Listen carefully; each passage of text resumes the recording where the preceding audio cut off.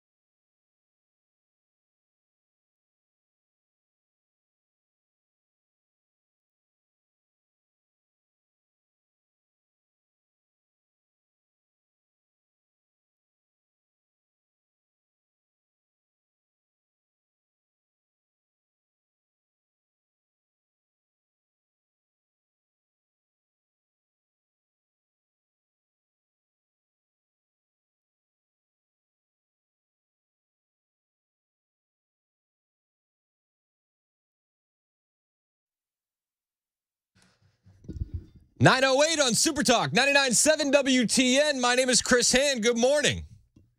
Mac Morey once again in his Chiefs gear. How many days is this now? I believe we're on day 6. I've got a Google Doc, but so yeah. We're doing the bit where Mac is wearing a piece of Chiefs gear every day that he can without a repeat to see how long he can go. I think we're going to get close to a month, man. You think so? I'm starting to pile some stuff together. Yeah. I think I'm going to make it pretty far. I'm excited. You got a stack going. Yeah, exactly. All right. You're getting everything clean? Yep. Pulling stuff out that I haven't worn in a while. Oh, this was when I was like 10, but we'll fit it in. I'll make it work. I love it. You know, it's amazing to me. Nobody's really talking about the Chiefs winning the Super Bowl anymore. No, and that suck. Just now it's done. Well, and the only way that you can make a historic Super Bowl disappear is what happened in the aftermath. Yep. There's a shooting at the parade. Absolutely. And I don't know if you've noticed, that story has also disappeared. It's interesting to me why, and I want to start the show kind of like going down this rabbit hole of why has this story disappeared? And it seems like these stories always disappear when it's not so convenient for the mainstream media narrative. And I don't think this is convenient for the mainstream media narrative at all. Over the weekend, Ann Coulter was on with Bill Maher, and there's a thing called Coulter's Law that people talk about on the internet, where they say the longer they go without identifying who is doing the shooting, you can be sure that it's not a white male, because the media has no problem plastering a white person's face all over the news. Now, in this case, they say that they're not going to be identifying the suspects because of their age. They're juveniles. Well, Ann Coulter was on with Bill Maher over the weekend, and she said, you know, we know why we're not seeing who it is, and we know that the shooter definitely wasn't white. I mean, we don't know who did this shooting, by the way, the Super Bowl shooting. We have some idea. What? If it were a white man shooting, we'd know. Well, we don't know. But they haven't. That's how we know it's not a white man. I can tell you that much. You think they were repressing that reporting? They wouldn't tell us about the transgender woman that shot up the Christian school for what, like a year? San Bernardino out here. Remember the crazy terrorist Muslims? That's when I first noticed, they're not telling us who it is. It's not a white male. The longer they go without telling you, it's not a white male. Okay, well, for this one, for right now, as of Friday night, February 16th. We know. We don't officially know. Okay, you have special powers. Okay, and he makes the joke, well, you have special powers. Well, it was TMZ that actually confirmed that the two, one of the individuals that was involved in the shooting was an urban youth, a black kid, and, you know, it had all the earmarks of gang violence.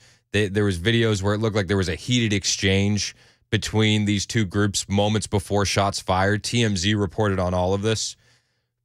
But it gets swept under the rug because it doesn't go with the narrative. ABC is reporting that 2 juvenile suspects have been charged in connection with the mass shooting. They left 1 person dead, 22 others injured. The two suspects, who are not being named due to their age, are being held on gun-related charges and resisting arrest, according to the 16th Judicial Circuit Court of Missouri's Jackson County Family Court Division. Additional charges are expected as the investigation continues. And I don't know about you, it kind of frustrates me that there's 2 tiers of how things get covered in the mainstream media. And it all depends on which side of the narrative you're on. Now, if we could just say kids are off limits, I'd be fine with this, because I don't think that, you know, these kids should have their faces blasted, their names blasted. You know, I have kids. The dad in me is like, while this is a rather large mistake, I still understand that their brains are developing. They're young. They're dumb. It's horrible what happened. But my issue is that the media will gladly sweep this under the rug and say they're juveniles. We can't name these people. But if you're a 9-year-old that shows up to a Chiefs game in face paint, you can get blasted in the media immediately as a racist. We all remember the 9-year-old that went to the Chiefs game Deadspin blasted this poor kid as being in blackface. The media ran with it. A 9-year-old who's appearing to be on the wrong side can get blasted in the media, but juveniles who commit a shooting, we can't know their names or see their faces. Do you understand the disconnect there that I'm having with the mainstream media and the narrative? And this story has gone dormant. Nobody talks about it.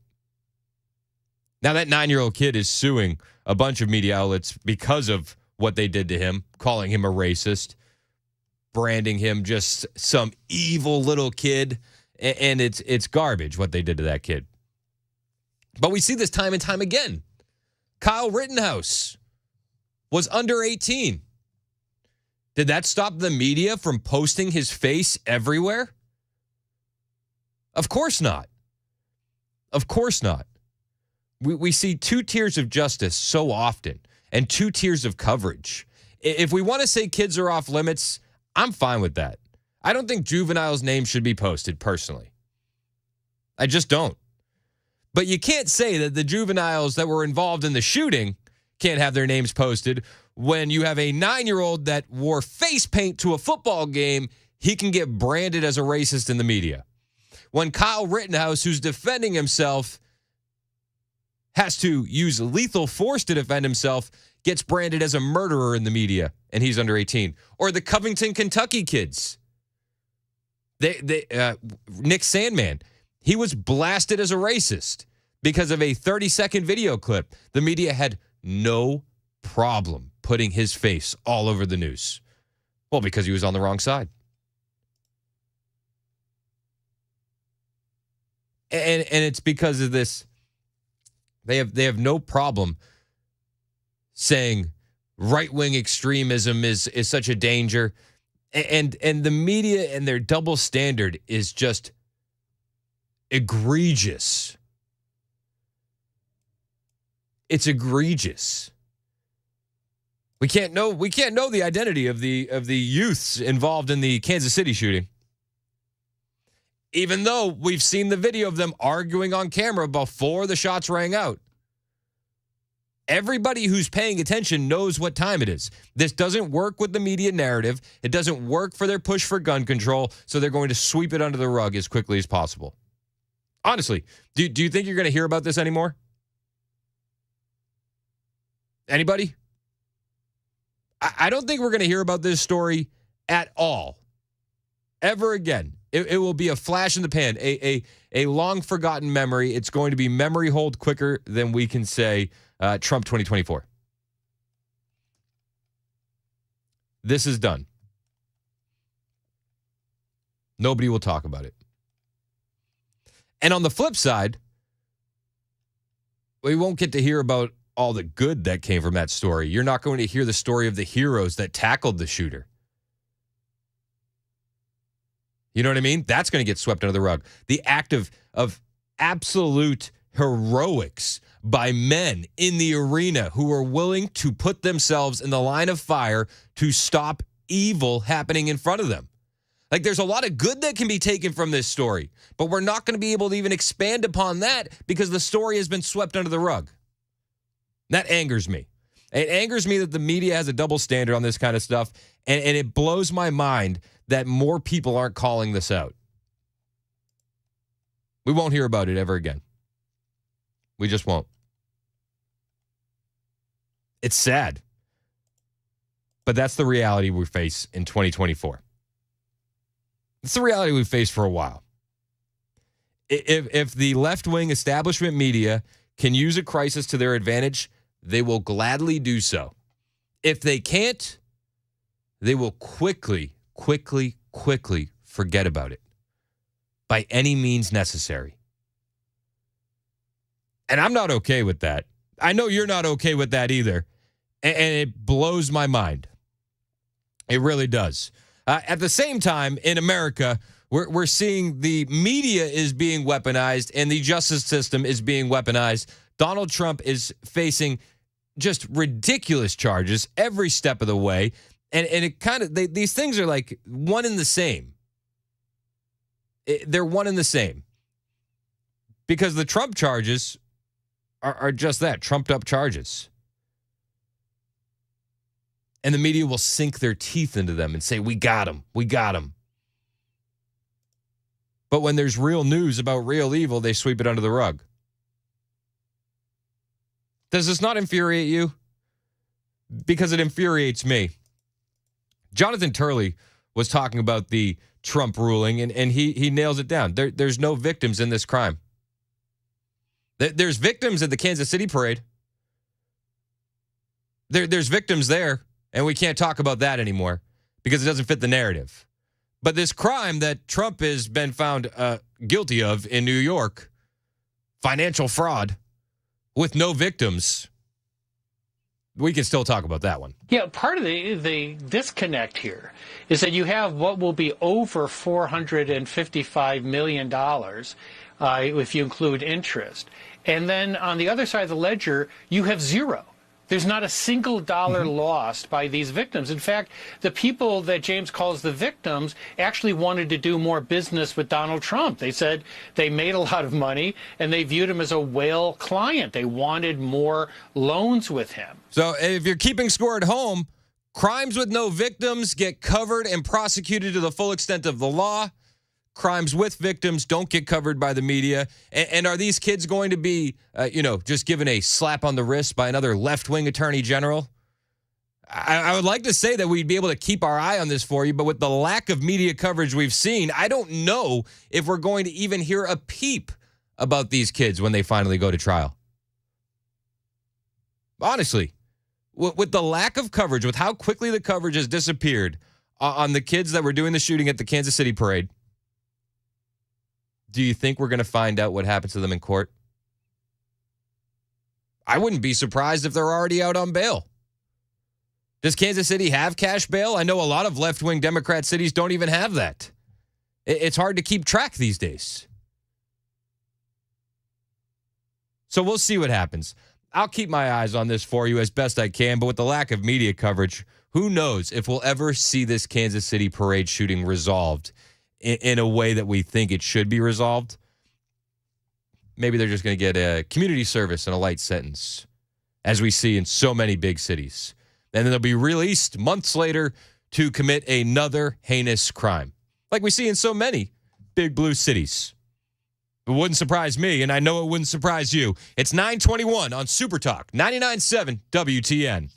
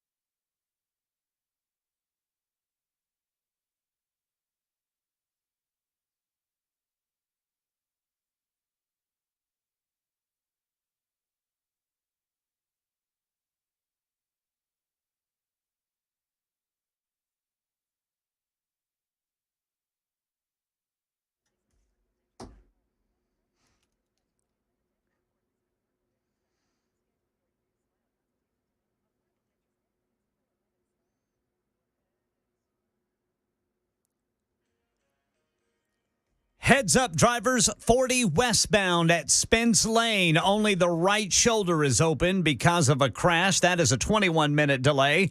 Then on 65 southbound between Harding Place and Old Hickory Boulevard, that has been closed due to a crash. And right now in our nation's capital, a brand new task force formed by Speaker Mike Johnson, and it's bipartisan.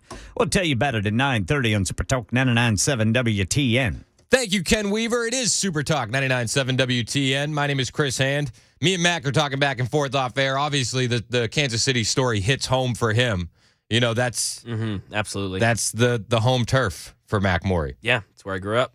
And we're talking, it's like these kids are young teens. Yeah, I think they're young. What I remember is that they were 14 and 15. I'm trying to confirm that. But yeah, these kids, I mean, I don't even think they're 16 years old. It's crazy. And like, what do you do there? Where are the parents? Yep. You know, parents do need to be held accountable. And we're seeing a bill that could be passed in Nashville that would hold parents accountable. The Parental Accountability Act. Sponsored in part by State Senator Brent Taylor, who's saying parents are not doing their part. What this bill would do is require parents to pay a $1,000 fine after their child's second criminal offense.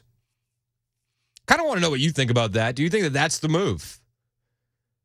Holding parents financially responsible. Because I don't think I would be hard pressed to say that these kids in Kansas City who shot at the parade, their first criminal offense was shooting in a crowd. I would be hard pressed to believe that. I would assume that this has been a winding road for these kids and they've had multiple run-ins with the police. I just don't think that that's your first crime. Brent Taylor, State Senator Brent Taylor, who's sponsoring this bill, says we're not looking to be punitive, but we are looking to get the attention of parents who have, quite frankly, treated raising kids like the 20th thing to do on their to-do list for the day. $1,000 fine if this bill passes in Nashville, in Tennessee. It would require parents to pay a $1,000 fine after their child's second criminal offense. Is that something that you're in on? Do you think that that's a good idea? I could go both ways. I would rather go the opposite route and find ways to incentivize good parents. In fact, there's a guy, I posted this video on my Twitter that you should watch, at Chris Hand on Air. His account is New Emerging King, and he's sitting in his car, and he's a black guy, sitting there with a black police officer, and he's doing a mock pullover with a bunch of youth. And this is the kind of parenting that you need to incentivize. How you doing, sir? Doing good. First thing I want to do is already have my stuff ready, okay? Yes, sir. You don't want to get to the freaking car, and when he gets to the car, you got to go fumbling around looking for stuff, right? Yes, sir. Why don't we want to fumble around looking for stuff? Okay. Exactly. They're going to feel unsafe, you understand? Yes, sir. So regardless of whether they should or shouldn't feel unsafe, that makes somebody feel unsafe, you fumbling around, because things happen, right? Yes, sir. So this guy's teaching kids in what looks to be, you know, an African-American community, how to do a traffic stop. I think that there could be a route where we incentivize good parents and getting more men in the arena like this, as opposed to fining parents when something bad happens. Maybe the route is being a little bit more proactive and less reactive, but I don't think that this bill that they're proposing in Tennessee is out of line or out of bounds. But I want to know what you think about it. 615-737-9986. You can call or you can hit us up on the Members Nutrition text line. It's 9:30 on Super Talk.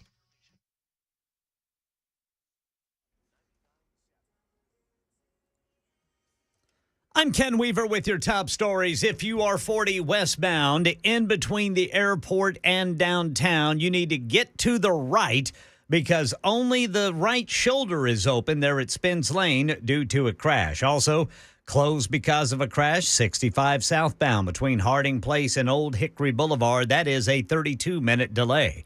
Right now in our nation's capital, House Speaker Mike Johnson's moving to investigate the risks posed by artificial intelligence. The bipartisan task force will be led by two California congressmen, Republican Jay Obernolte and Democrat Ted Lieu. Obernolte once ran a video game company, and Lieu studied computer science at Stanford. Speaker Mike Johnson says the panel will study the rapid advancements in AI and then write a report recommending legal guardrails. As Stephen Portnoy reporting, right now in Tennessee, a bill to protect musicians from AI has passed out of the House Banking and Consumer Affairs Subcommittee. The name of the bill is Elvis Act. It's an acronym for Ensuring Likeness, Voice, and Image Security. Israel-Hamas war update. Talks to secure the release of the hostages and a ceasefire have restarted in Cairo. Hamas leader Ismail Haniyeh will engage with Egyptian mediators on a Gaza ceasefire and hostage deal with Israel. President Biden's envoy, Brett McGurk, expected to be there. The Biden administration wants a Gaza ceasefire before the Muslim holy month of Ramadan, which begins March 11th. Julian Assange facing what could be his last London court appearance before possible extradition to the U.S. on espionage charges. Outside of court, it's come to this, a 2-day final hearing for the WikiLeaks founder, and the stakes couldn't be higher. His wife Stella addressing the crowd. They have to know they can't get away with this. Julian needs his freedom, and we all need the truth. If the judges rule against Assange, his supporters worry he could quickly be put on a plane to the U.S. That's Tom Rivers reporting, and the latest news. Weather is next. I'm Ken Weaver, WTN News.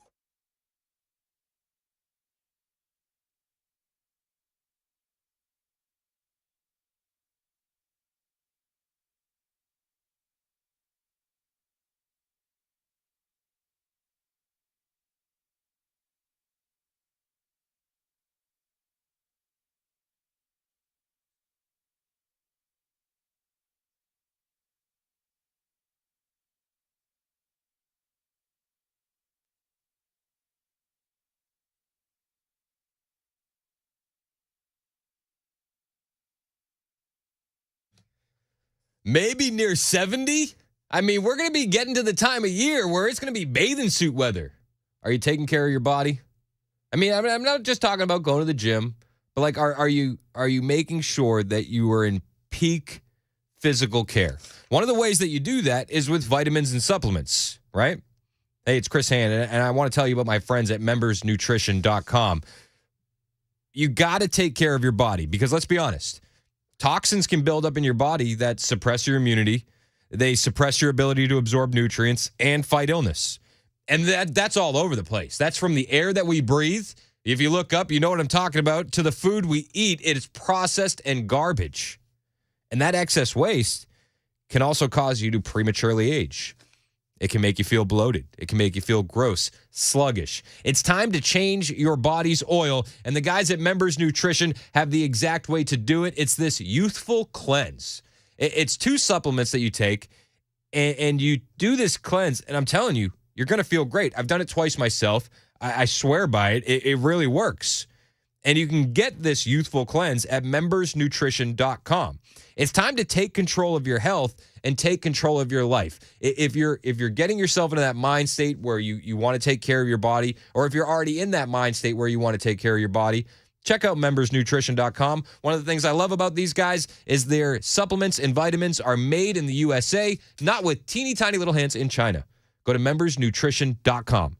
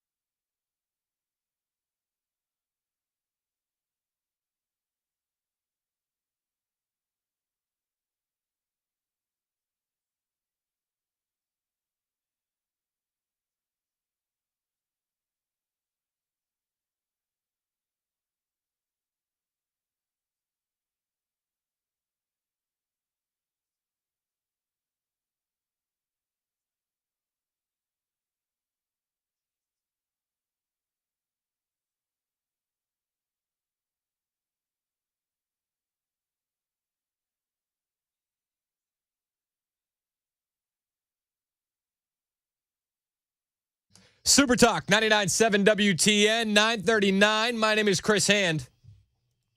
So we started talking about the Kansas City parade shooting that has been swept under the rug.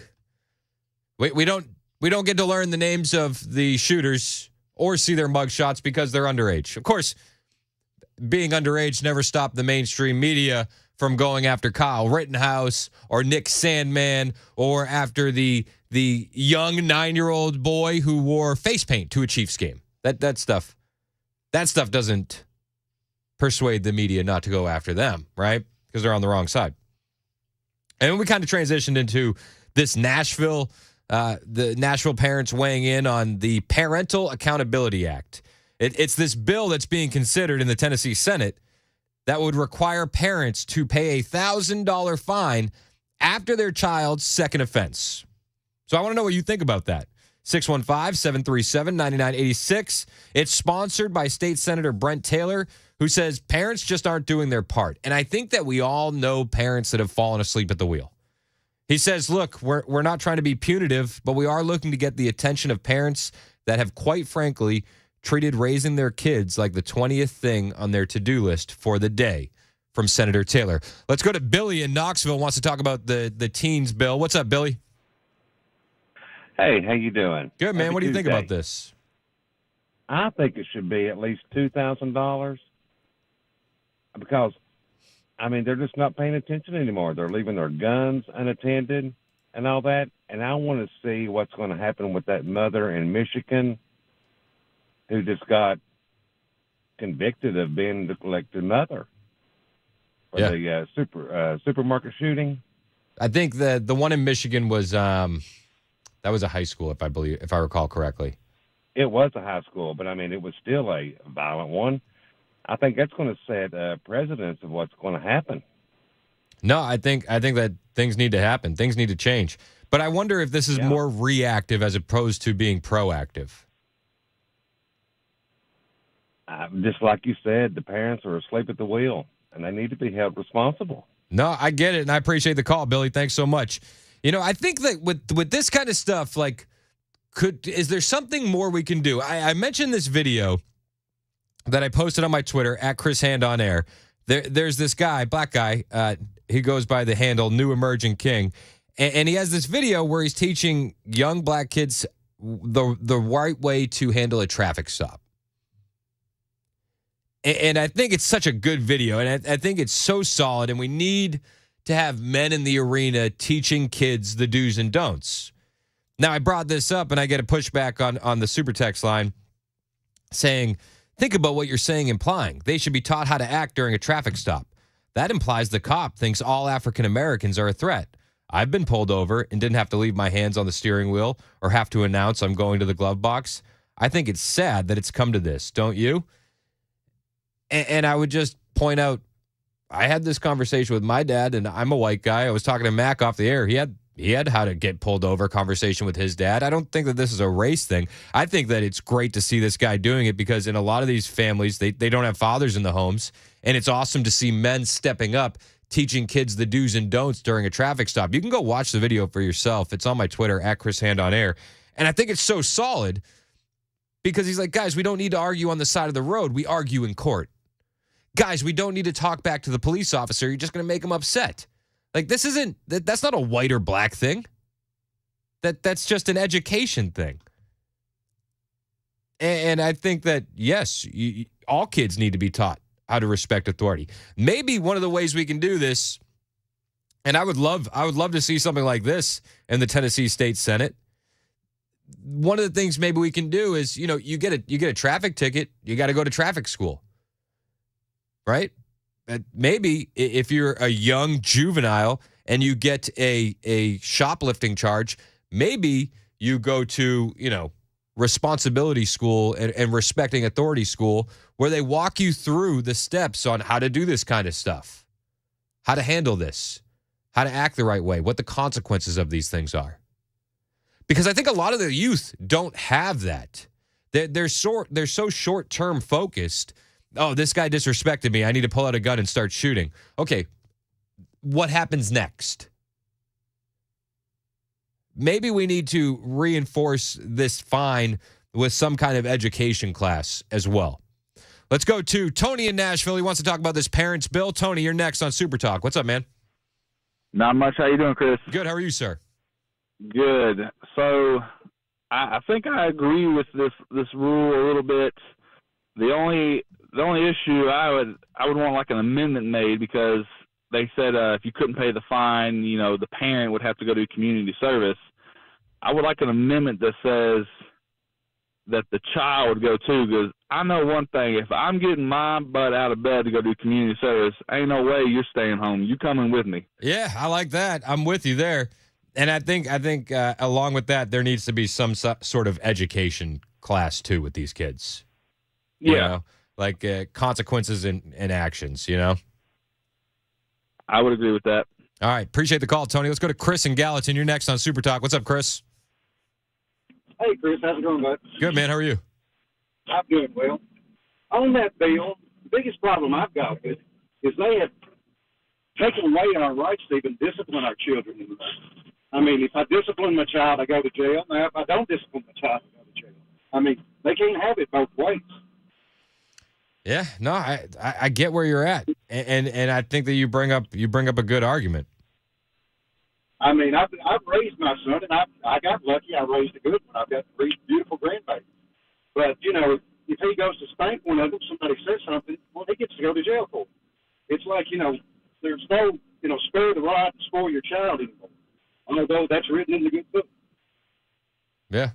No, I get where you're at, and I appreciate your call and your input, Chris. Thanks so much, man. Yes, bud. Got a text here from Larry on the Members Nutrition Super Text line. He says, I cannot believe I've heard from 2 of this radio station's hosts encouraging this unbelievable BS. How the hell are you going to hold a person responsible for the act of another? You and Mandis have apparently drank the damn Kool-Aid. OMG. No matter how well you raise a child, they can make their own decisions as humans. I get that. Maybe the fine isn't the right course. But I think that somebody wanting to do something is the right course. We can't just go with status quo. And Larry, I love your text, man, but you have to agree. There are parents out there who are really trying hard, doing great. And I think that the judges should take that into account. But there are other parents out there who let the iPad be the babysitter, don't care what their kids are doing, don't know where their kids are, and really should have more of a hand in that child's life. And I think that that's what this bill is going after. I could be wrong, and I'd love to hear from you. Let's go to Tim in Franklin. You're next on Super Talk. What's up, Tim?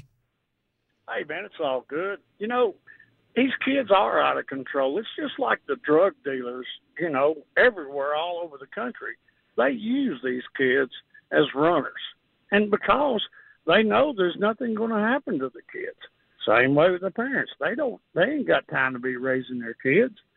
And it's ridiculous. So we have to keep our kids safe, keep me safe, keep my family safe from some crazy kid shooting me out on the street.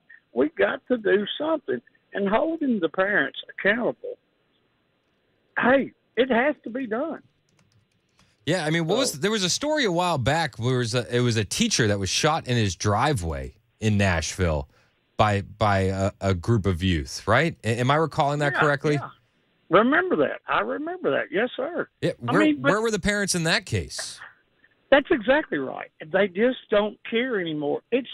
Our teachers today, God bless them.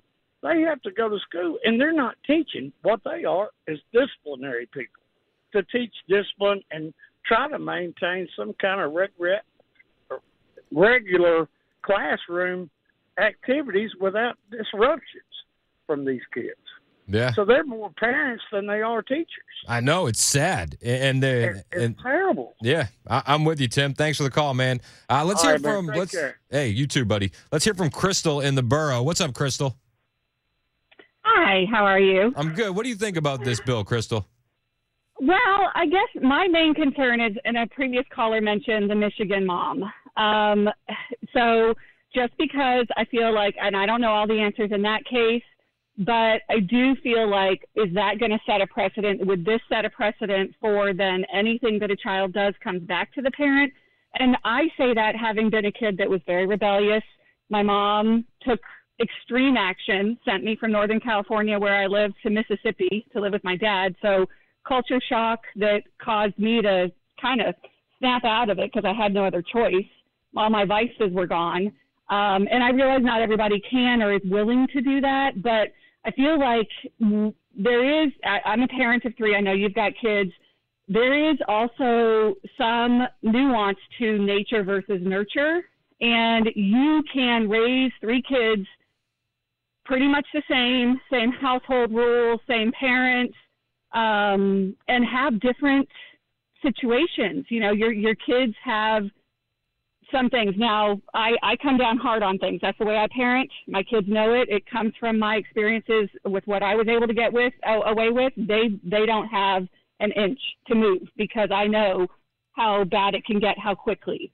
But so I guess my main concern is, if we're setting the precedent with this law, does that then mean that, you know, we're going to look back 10 years later and go, okay, well, now we're holding parents responsible for what these kids were doing, when then you're having to judge everything that a parent did. And again, listen, there's a lot of parents out there who you can see they need to be doing better. But a lot of parents don't want to tell their kids no, and that's what it boils down to. No, and I hear you, and I get your fear of like the slippery slope. Like, okay, well, what precedent are we setting for the future? And I think that's a realistic argument to have. And personally, I think the fine is great. I think education is better, and I think getting these kids some real life education on what the consequences of their actions are moving forward if they keep going forward, almost like a Scared Straight program, is a very good route as well. A lot of times it's not until after you're outside of it and you mature. You know, now I can look back and say my mom did the best thing she could ever do. At the time, I hated her for it. Totally. So, but that's where we as parents are called to do the hard things. So in that sense, I mean, like I said, I'm on the fence about it because I think, yes, a lot of it does boil down to parents need to start parenting. It sounds ridiculously simple, but that's all it is.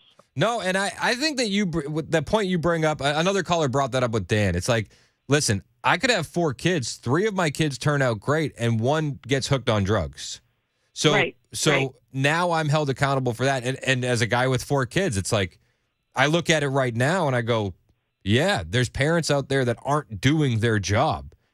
But I also understand the realities of this broken world that we live in, that there are going to be things that are out of my control as a parent.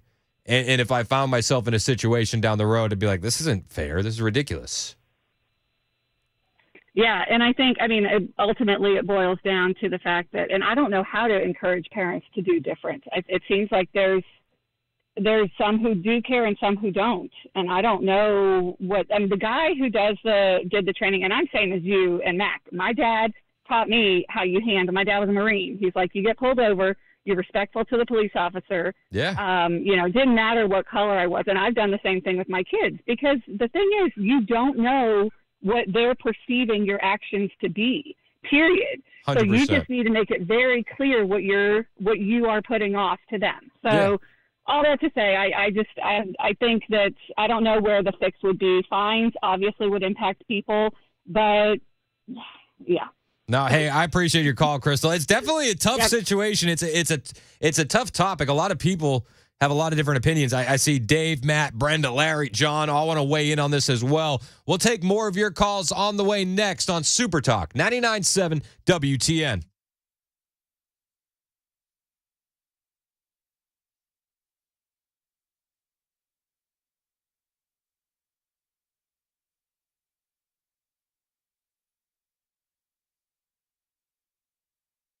Hey, it's Chris Hand from my friends at Paul Winkler, Inc., and we are a couple days away from this brand new webinar by Paul called Politics and Portfolios, How to Invest During the Election Season. And you can register for this webinar right now by going to paulwinkler.com/election. Now, everyone's talking about what the market is going to do this year. Some people will tell you that markets typically outperform during election years. Other people are going to tell you that we're headed for a recession and things are about to tank. So what's the truth? I mean, the problem is so much of the advice you hear is going to come from people trying to sell you things. That's a big problem. That's the reality of it. But Paul and his team, they don't do anything on commission, which is huge. They're not going to make money off of selling you something because nothing's done on commission. And during this webinar, Paul's going to take a step outside of the sales process and look at the academic research. This is what I love about this guy. He always brings the receipts. He'll pull in historical data, break it down with charts and graphs, and you're going to learn a lot. So I want you to register for this new webinar at paulwinkler.com/election. We're 3 days away. It's going to be live on February 23rd at noon. And if you can't make it because you're at work, you got things going on, totally understand. Register anyway, and they'll send you a link for the replay. Of course, I have to tell you I'm paid every time this ad airs, but as a client of Paul's, he's the guy that I go to for my info on this kind of stuff, and you should go to him too. I swear by him. So go register for this workshop, and you'll see exactly what I'm talking about. You register right now at paulwinkler.com/election. That's paulwinkler.com/election.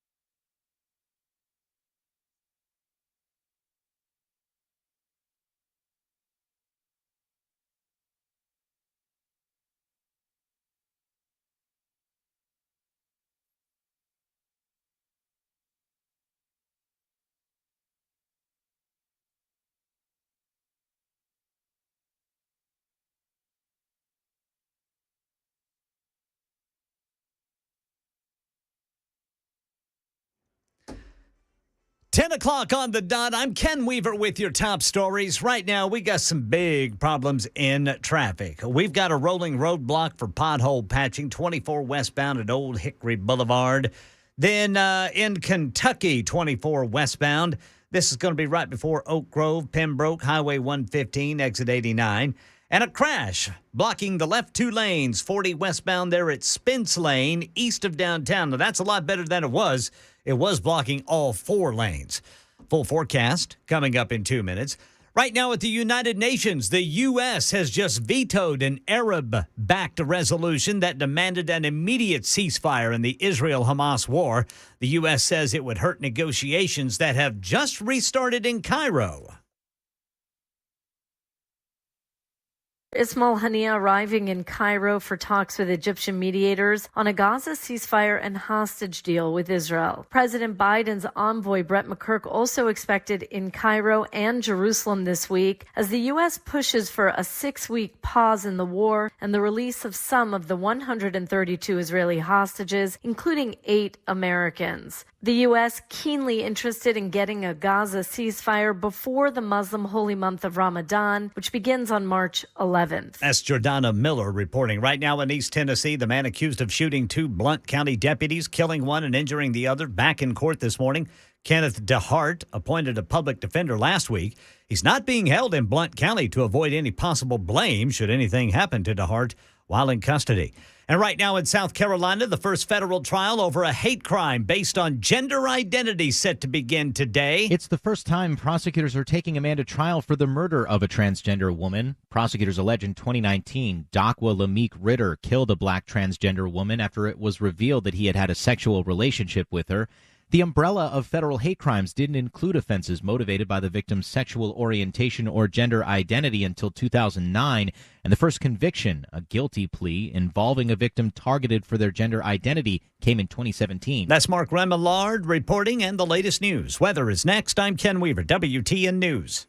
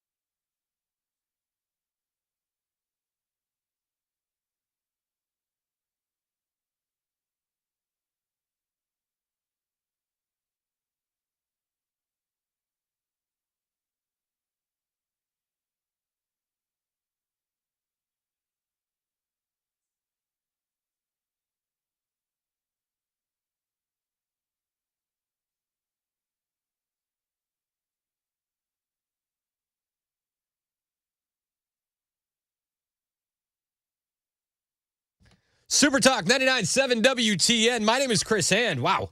I'm looking at the members' nutrition text line. I think people are rather heated about this one way or another. One way or another, this bill that's being proposed by State Senator Brent Taylor, it's being sponsored in part by State Senator Brent Taylor. He said parents are not doing their part. We're not looking to be punitive, but we're looking to get the attention of parents that have, quite frankly, treated raising kids like the 20th thing on their to-do list for the day. So what this is parents could be required to pay a $1,000 fine after their child's second offense, criminal offense. And I want to hear what you think about it. 615-737-9986.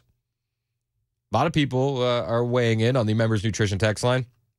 2785 said the only problem I have with the bill is, as usual, wealthy people will be able to afford to bail out their children and poor people won't. I think the discipline to parents should be having to pay for their child to go to behavioral classes, and then if the child doesn't go and parent doesn't contact authorities, the parent is disciplined further. I think that this is I think one of the things that I like about this bill is where it starts the conversation. Because I agree that more needs to be done in terms of education in a lot of these arenas, right? But I think that this is a good way to get the ball rolling. And I think that you guys on the super text line, the members nutrition super text line, and the phone lines at 615-737-9986 are bringing a lot to the table.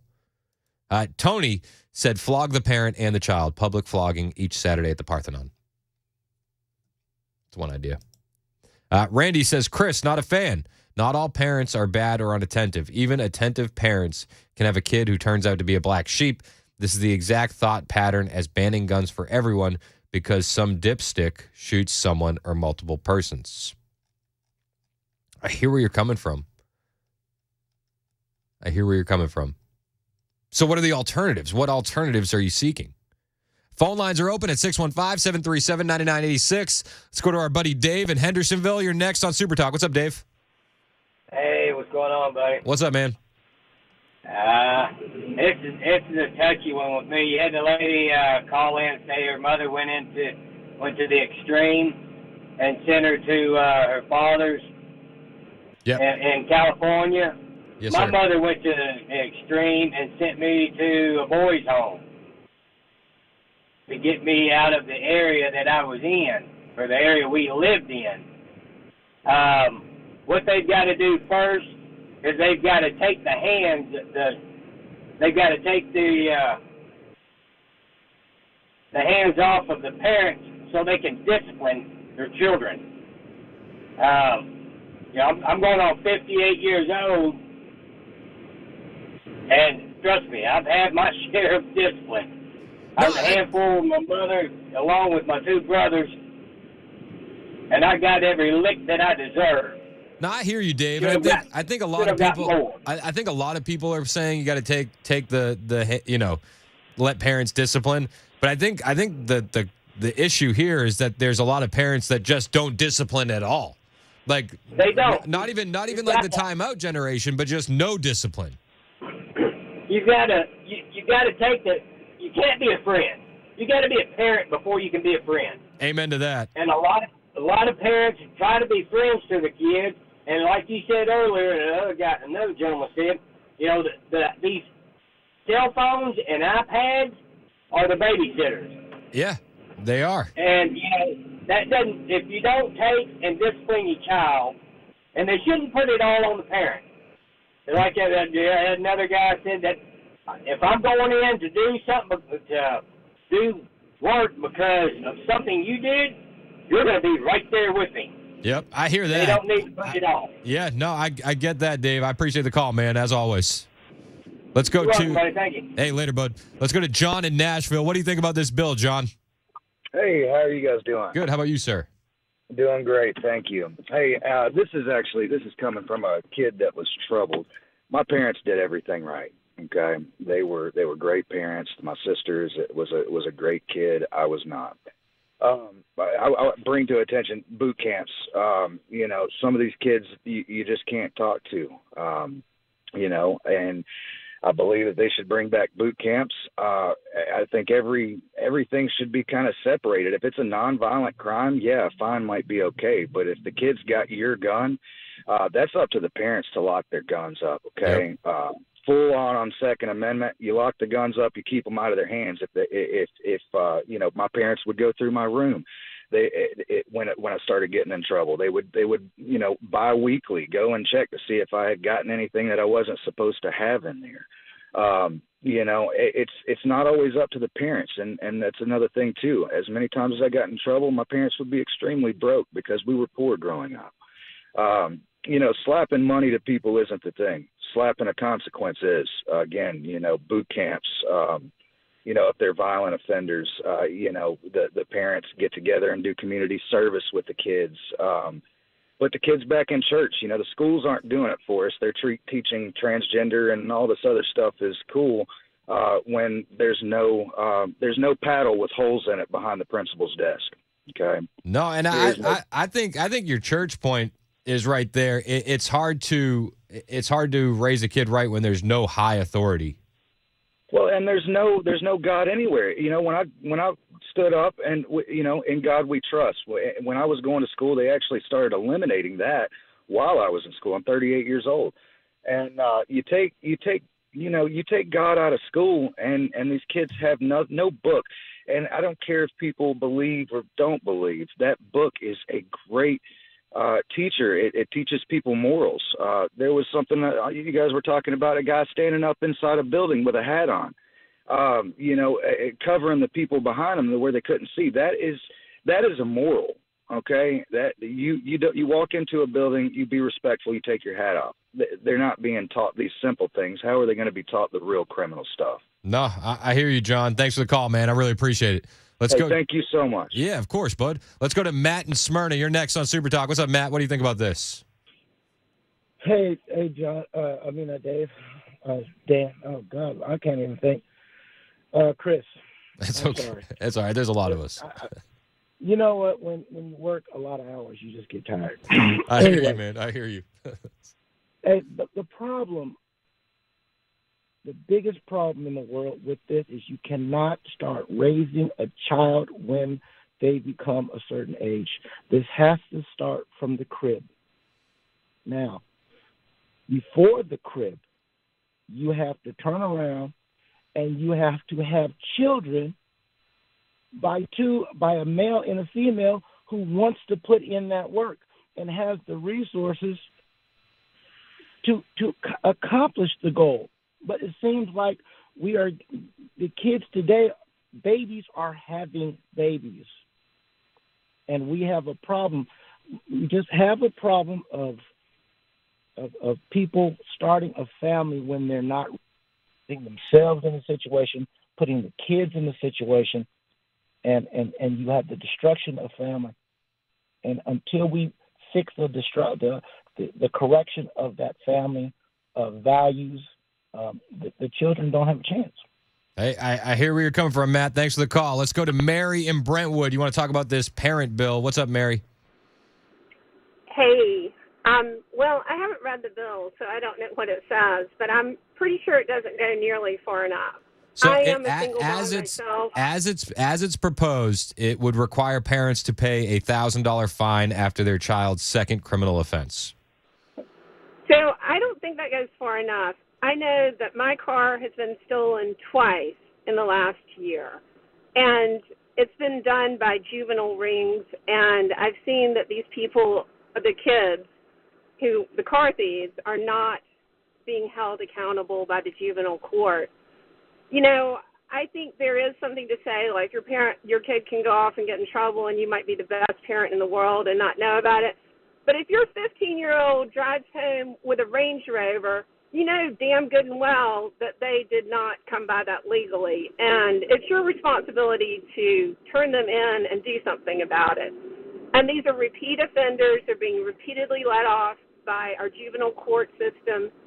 I think the parents need to have some responsibility at some point for that. And I will just say that I think they deserve to be held criminally liable, and I'll let it go at that. Hey, I appreciate the call, Mary. Thanks so much. I think that there would need to be some language in this bill on what crimes we're talking about.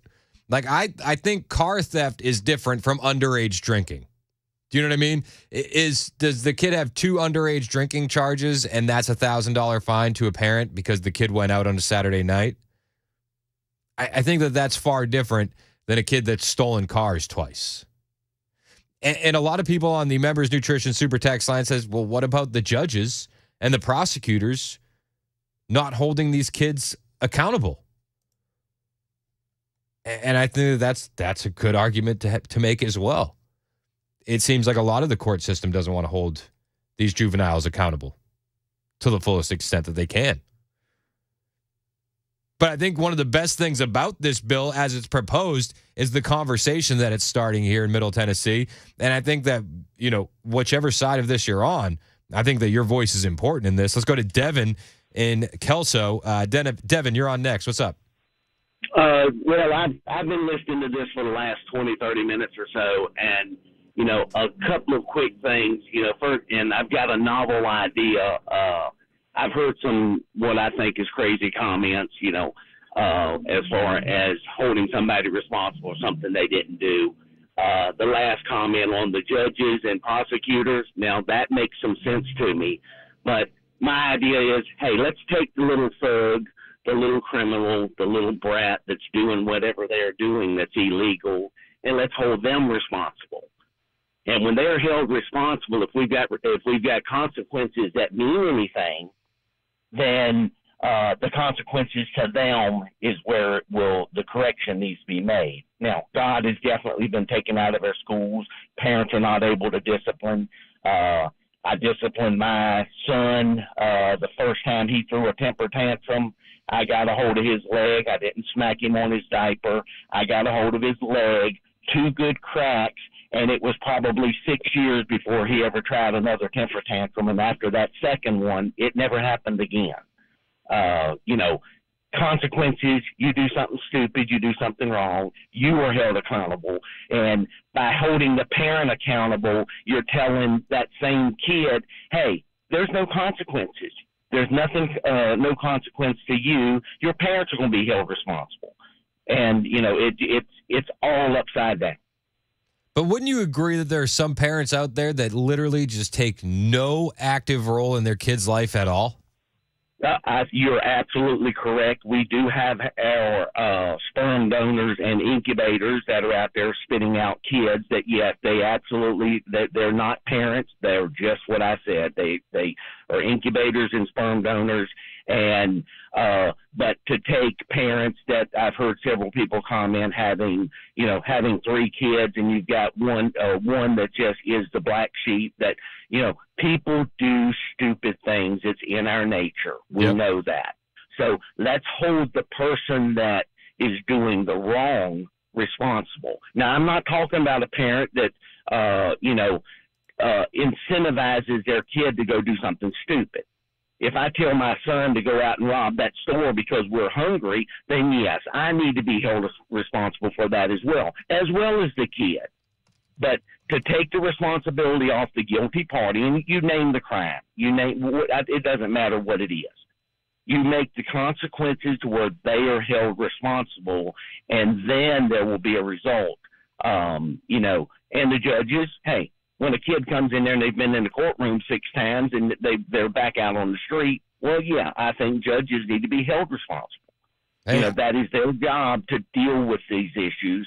And when they smack them on the wrist and kick them out the door and say, oh, don't you do this, let's put some real responsibility on the person that is responsible and let them do the time. Whatever that time may be. I appreciate the call, Devin. Thanks so much, man. Let's go to Carmen in Smyrna real quick. Carmen, you're next on Super Talk. Hey, thanks for taking my call. Just wanted to say I think this could be a very slippery slope.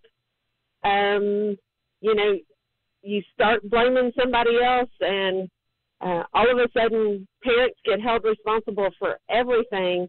And at what age limit does this stop at?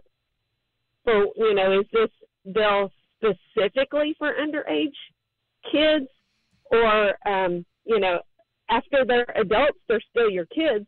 Is that going to come back to haunt you?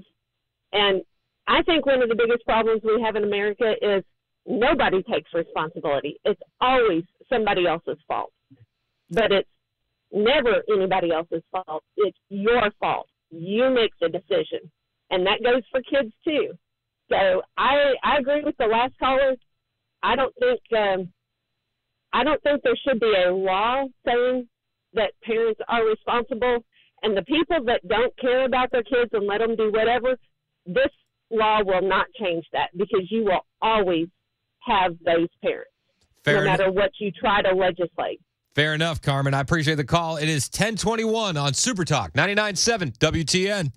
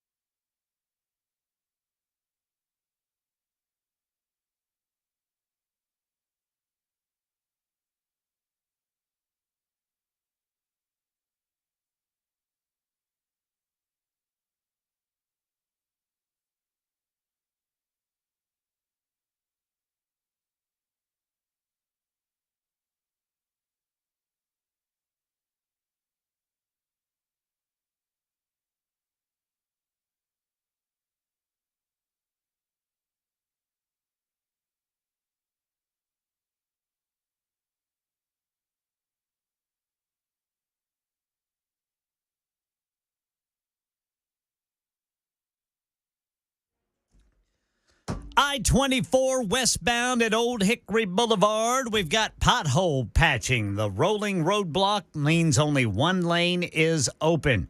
And then we got a crash. The left 2 lanes blocked, 40 westbound at Spence Lane.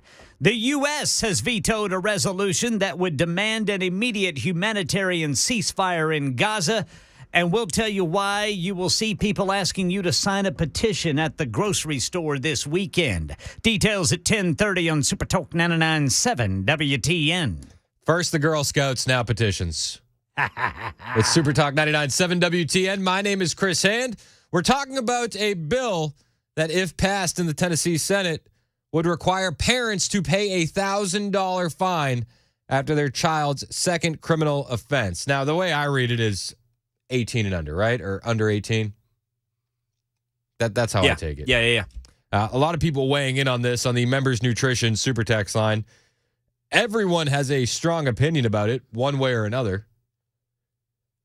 I see a lot of angles from this. As a father of 4 kids, who I like to think that I'm in the weeds with my kids. I try to raise good kids. I see parents out there that just don't. And I think maybe something gives them kind of like a boot where it belongs to say, wake up, pay attention. Maybe this is that. But a lot of other people disagree. And I love the conversations that we're getting. They're saying, what does a $1,000 fine do? Bring back boot camp. I think that there could be some more educational options about, actions and consequences that could work in conjunction with this. But I want to know what you think about it. 615-737-9986. Let's go to Betty in Madison real quick. Betty, you're on Super Talk. Oh, I'm probably going to get a bunch of calls from these parents. But personally, I do blame the parents because this starts in the home. I'm kind of not for that deal, but I know just from my grandkids, they're spoiled. They have no punishment because the parents do not believe in giving a little tail spank. And it didn't kill me, and I'm sure it didn't kill you growing up. And it darn sure didn't kill my father because he was beat with a buggy wheel. So if they don't have nothing to be scared of, they're going to do the crime and not do the time. Hey, appreciate the call, Betty. Thanks so much. Let's go to Tony in Kentucky. What do you think, Tony? You're on Super Talk. What's going on, Chris? What's up, man? Man, I'm for that bill. I really am. I live over here in Kentucky, but I listen to y'all from 4 o'clock in the morning till 4 o'clock in the evening. But it does. It starts at home. A lot of these parents, they want to take their kids to school and drop them off and let their teachers raise them. Yeah. But they don't want the discipline. But and it is the parents. It should be on the parents because you're supposed to teach them right from wrong. And I know you're going to have a kid to buck up on you and stuff like that, but you raise them in church. You see these other young kids, they say their kids are too young to have babies and all this, and that's where they go wrong. Man, I see kids, to me, 19, 21 years old, there's kids, they have babies, and they got their babies in church from newborn. In church every Sunday, every time there is church, and it makes a difference. And you got to talk to these kids. And when you think they ain't listening, they may buck up on you a little bit, but they still listen. No. And you plant a seed in them. And these kids, how you raise them, that represents you. And I'm an old school man, and I live in a small town. Everybody knows me, and you got the kind of reputation. You form a reputation, and I guarantee you. I mean, I ain't had to do it in a long time, but I'm raising 2 of my grandkids. One's a 10-year-old, and one's soon be 17. That 10-year-old, I've had her since she was like 5.5 months old. But I guarantee you, if I busted that hind end or something like that right there, and they was to call the police or something on me, I guarantee you that police said, well, if he did that, you deserve it. So it's what you produce. That's how your kids is going to come up. I hear you, Tony. I appreciate the call, my man. I think that there needs to be some clarifications in the bill. Now, I said a little while ago, do I think that kids should be, parents should be fined because a kid got a second underage drinking charge? Like, no. Or They got busted with some pot. Should parents be fined? No. Vandalism, car theft, violent crime. I could understand that avenue a little bit better. But the bill says the second offense of a juvenile offender would result in a parent facing a $1,000 fine. What do you think about it? 615-737-9986. More of your calls next.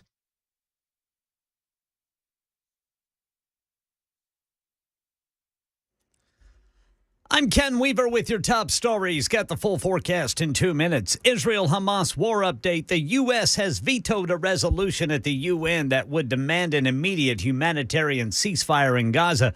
U.S. Ambassador Linda Thomas-Greenfield explained efforts should instead focus on talks restarted today. While numerous parties engage in sensitive negotiations, this is not the time for this resolution, which jeopardizes these efforts. Yeah, the Biden administration wants a Gaza ceasefire before the Muslim holy month of Ramadan, which starts March 11th. Right now in Tennessee, activists plan to be at grocery stores this weekend to ask people to sign a petition to repeal the grocery sales tax. Rebecca Gorbea is a statewide coordinator for Tennessee for All.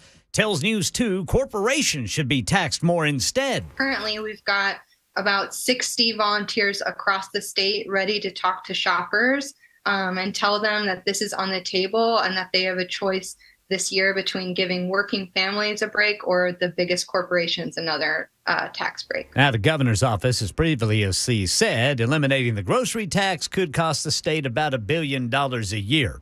That's the latest news. Weather is next. I'm Ken Weaver, WTN News.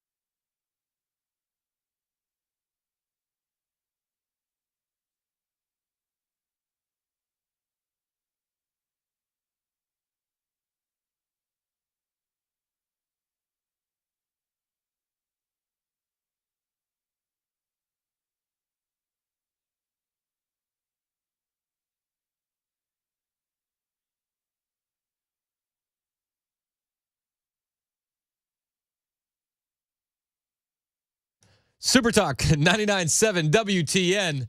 My name is Chris Hand. I did not expect to spend the amount of time that we've spent on this, but people are fired up.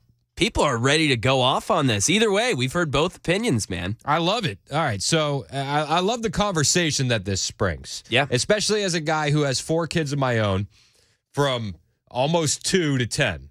Like, this is in my wheelhouse. A bill that could pass and go through the Tennessee State Senate would require parents to pay a $1,000 fine after their child's second criminal offense. What do you think about that? I definitely think that there needs to be some more fine print. And I want to read what the fine print is. What kind of crime are we talking about? Is it violent? Is it theft? Are you talking about underage drinking? Are you talking about a weed charge? I think that there's areas of like crime that good kids are going to find themselves in as well. You know what I mean? Kids being kids. I don't want to necessarily punish parents for kids being kids. I don't think car theft is kids being kids. I don't think assault is kids being kids. I don't think gun violence is kids being kids. But we could all agree that there are parents out there that just, for whatever reason, don't pay attention. They're not in the weeds with their kids. And I think that if you're not going to parent your kids, maybe you should be held accountable when they're stealing cars, when they're committing violent offenses, when they're vandalizing places. You know, maybe. Again, I want to see exactly what the language in this bill says, but I also want to hear what you think about it. 615-737-9986. Let's go to Deborah in Nashville. You're next on Super Talk. What's up, Deborah? Chris, I really appreciate your show, and I believe this bill should be passed. These children are not being parented properly, and when they are allowed to do what they want to do and they're subjected to peer pressure, and you're complaining about it when you're paying rent to live in a certain area and all, that's wrong. These children are dangerous. They're throwing rocks and sticks. They're getting in the middle of the road and playing. It's not freedom of speech when somebody curses another person. That's threatening to me. I grew up in a Christian family, and I strongly approve of this bill. Something has got to be done. There is a man in East Nashville who has a PhD. He tells the children that their only way out of poverty is through a good education. He has a 501c3. They have people there that will get the homework assignments each day. They tutor the children, be sure that they're prepared for school the next day. That's the way it should be. And I approve of this bill.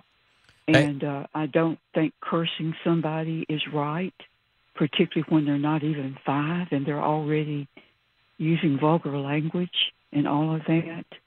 God bless you. I hear you, Deborah. Thanks for the call. Yeah, I mean, this isn't going to cover vulgar language. I think that this would need to cover more serious crime.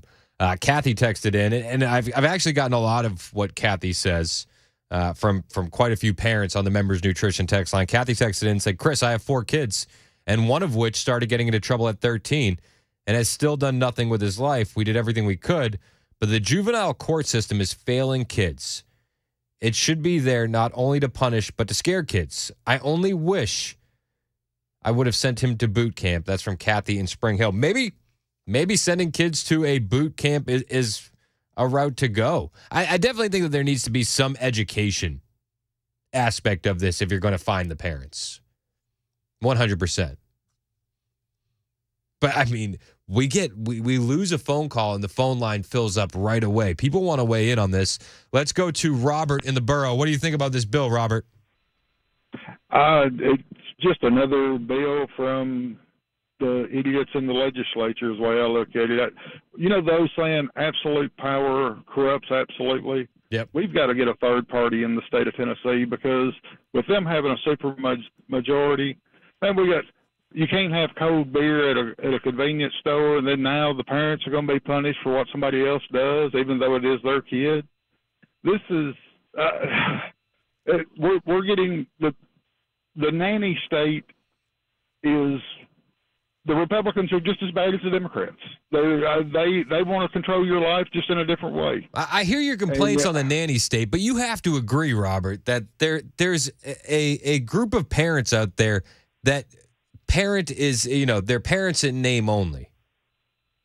It's always been like that, Chris. I'm in my 50s. I had plenty of friends whose parents were not really part of their lives at all.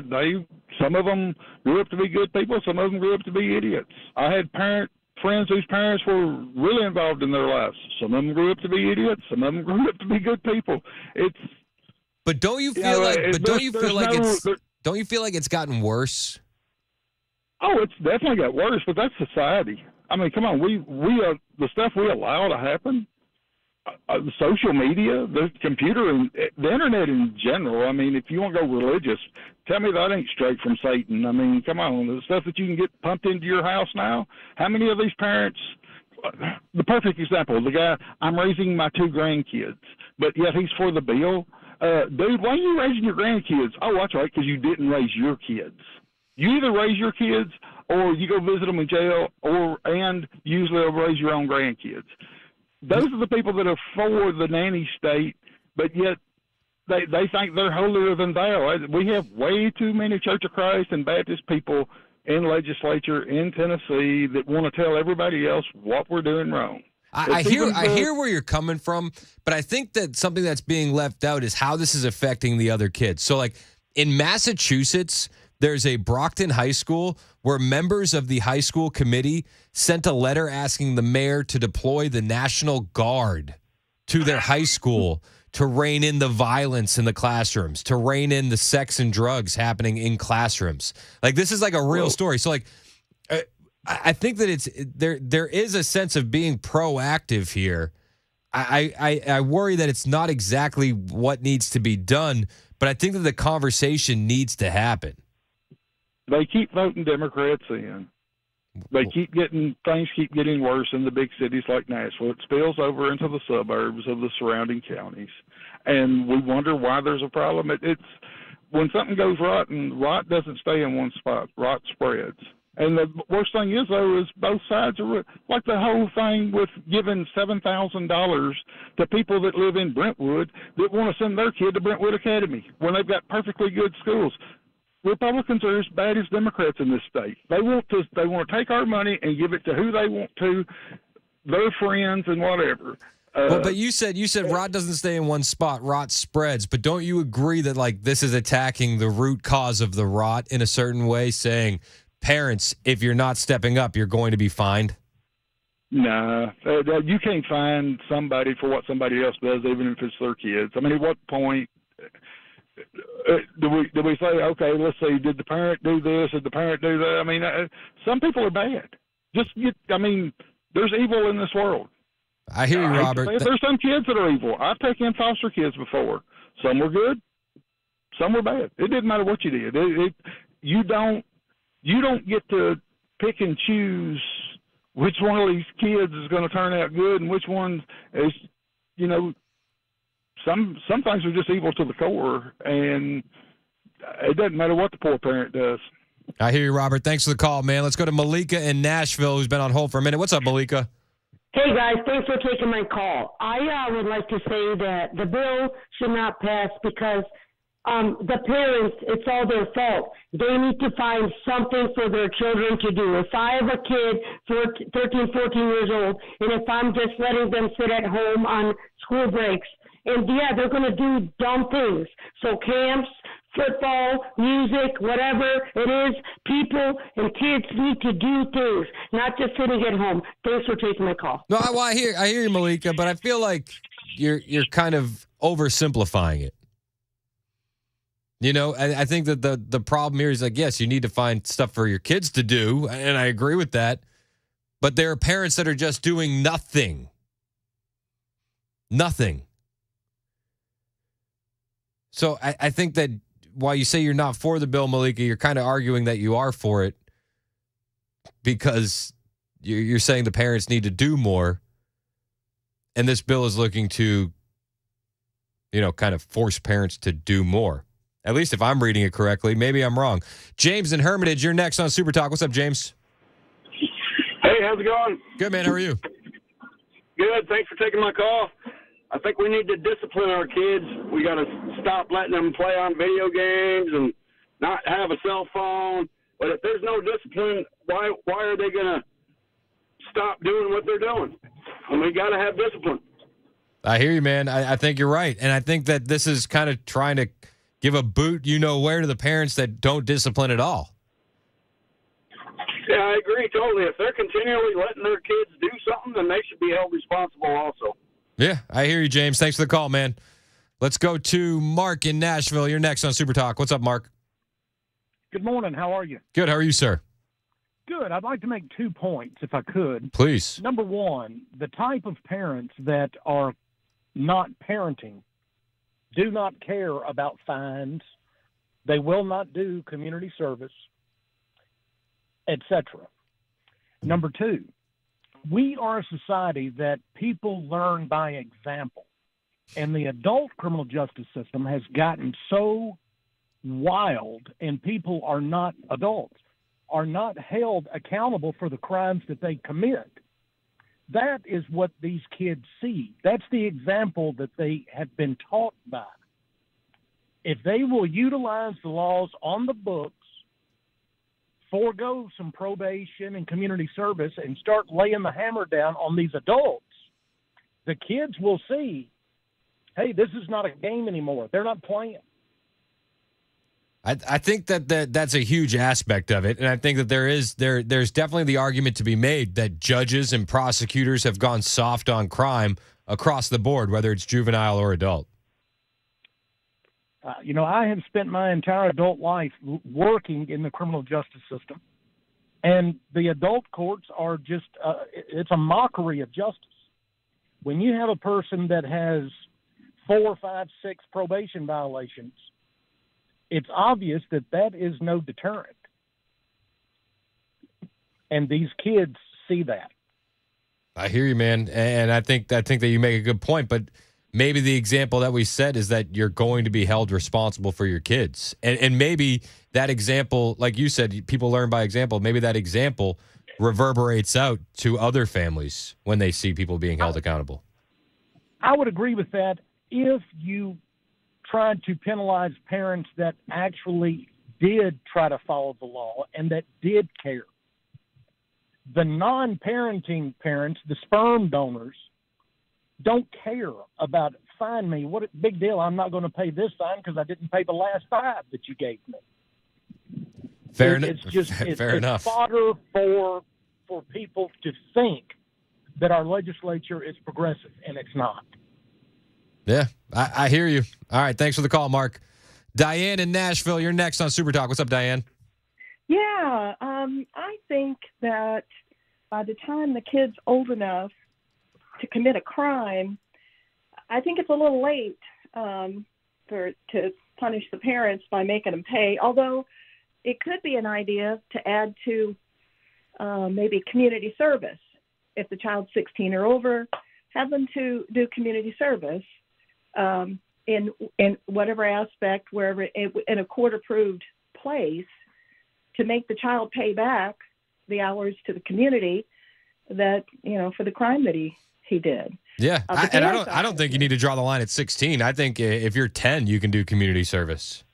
That's true, but I worked at a non-for-profit, and you have to have supervision. So the parent could come in with a child. That would be a good idea, but the child has to do the work. Yep. If the child's going to learn, that's the point, right? By the time the kid gets old enough to do a crime, if he hasn't learned by then, punishing the parent probably isn't going to make a difference. No, I hear what you're saying, Diane, and I appreciate the call. Thanks so much. I got a text here on the Members Nutrition Super Text line from 2889, said, big government Chris Hand. That was a surprise. Listen, I don't like big government, but I do want to give these kids an actual opportunity to succeed in life. And it starts at home. And I think we can all agree that we need to do something different because the road that we're going down isn't helping the youth in our communities, right? And I think that pretty much everybody, whether you agree with the bill or disagree with the bill, we all agree on one thing. Something needs to change because the route we're on makes absolutely no sense with youth and crime in Middle Tennessee, period. In this country. It hasn't been working. So what can we do to change it? And whether you like the bill or not, I think the most important thing that we got out of it is a conversation. Because this is where change happens. It's 10:52 on Super Talk 99.7 WTN.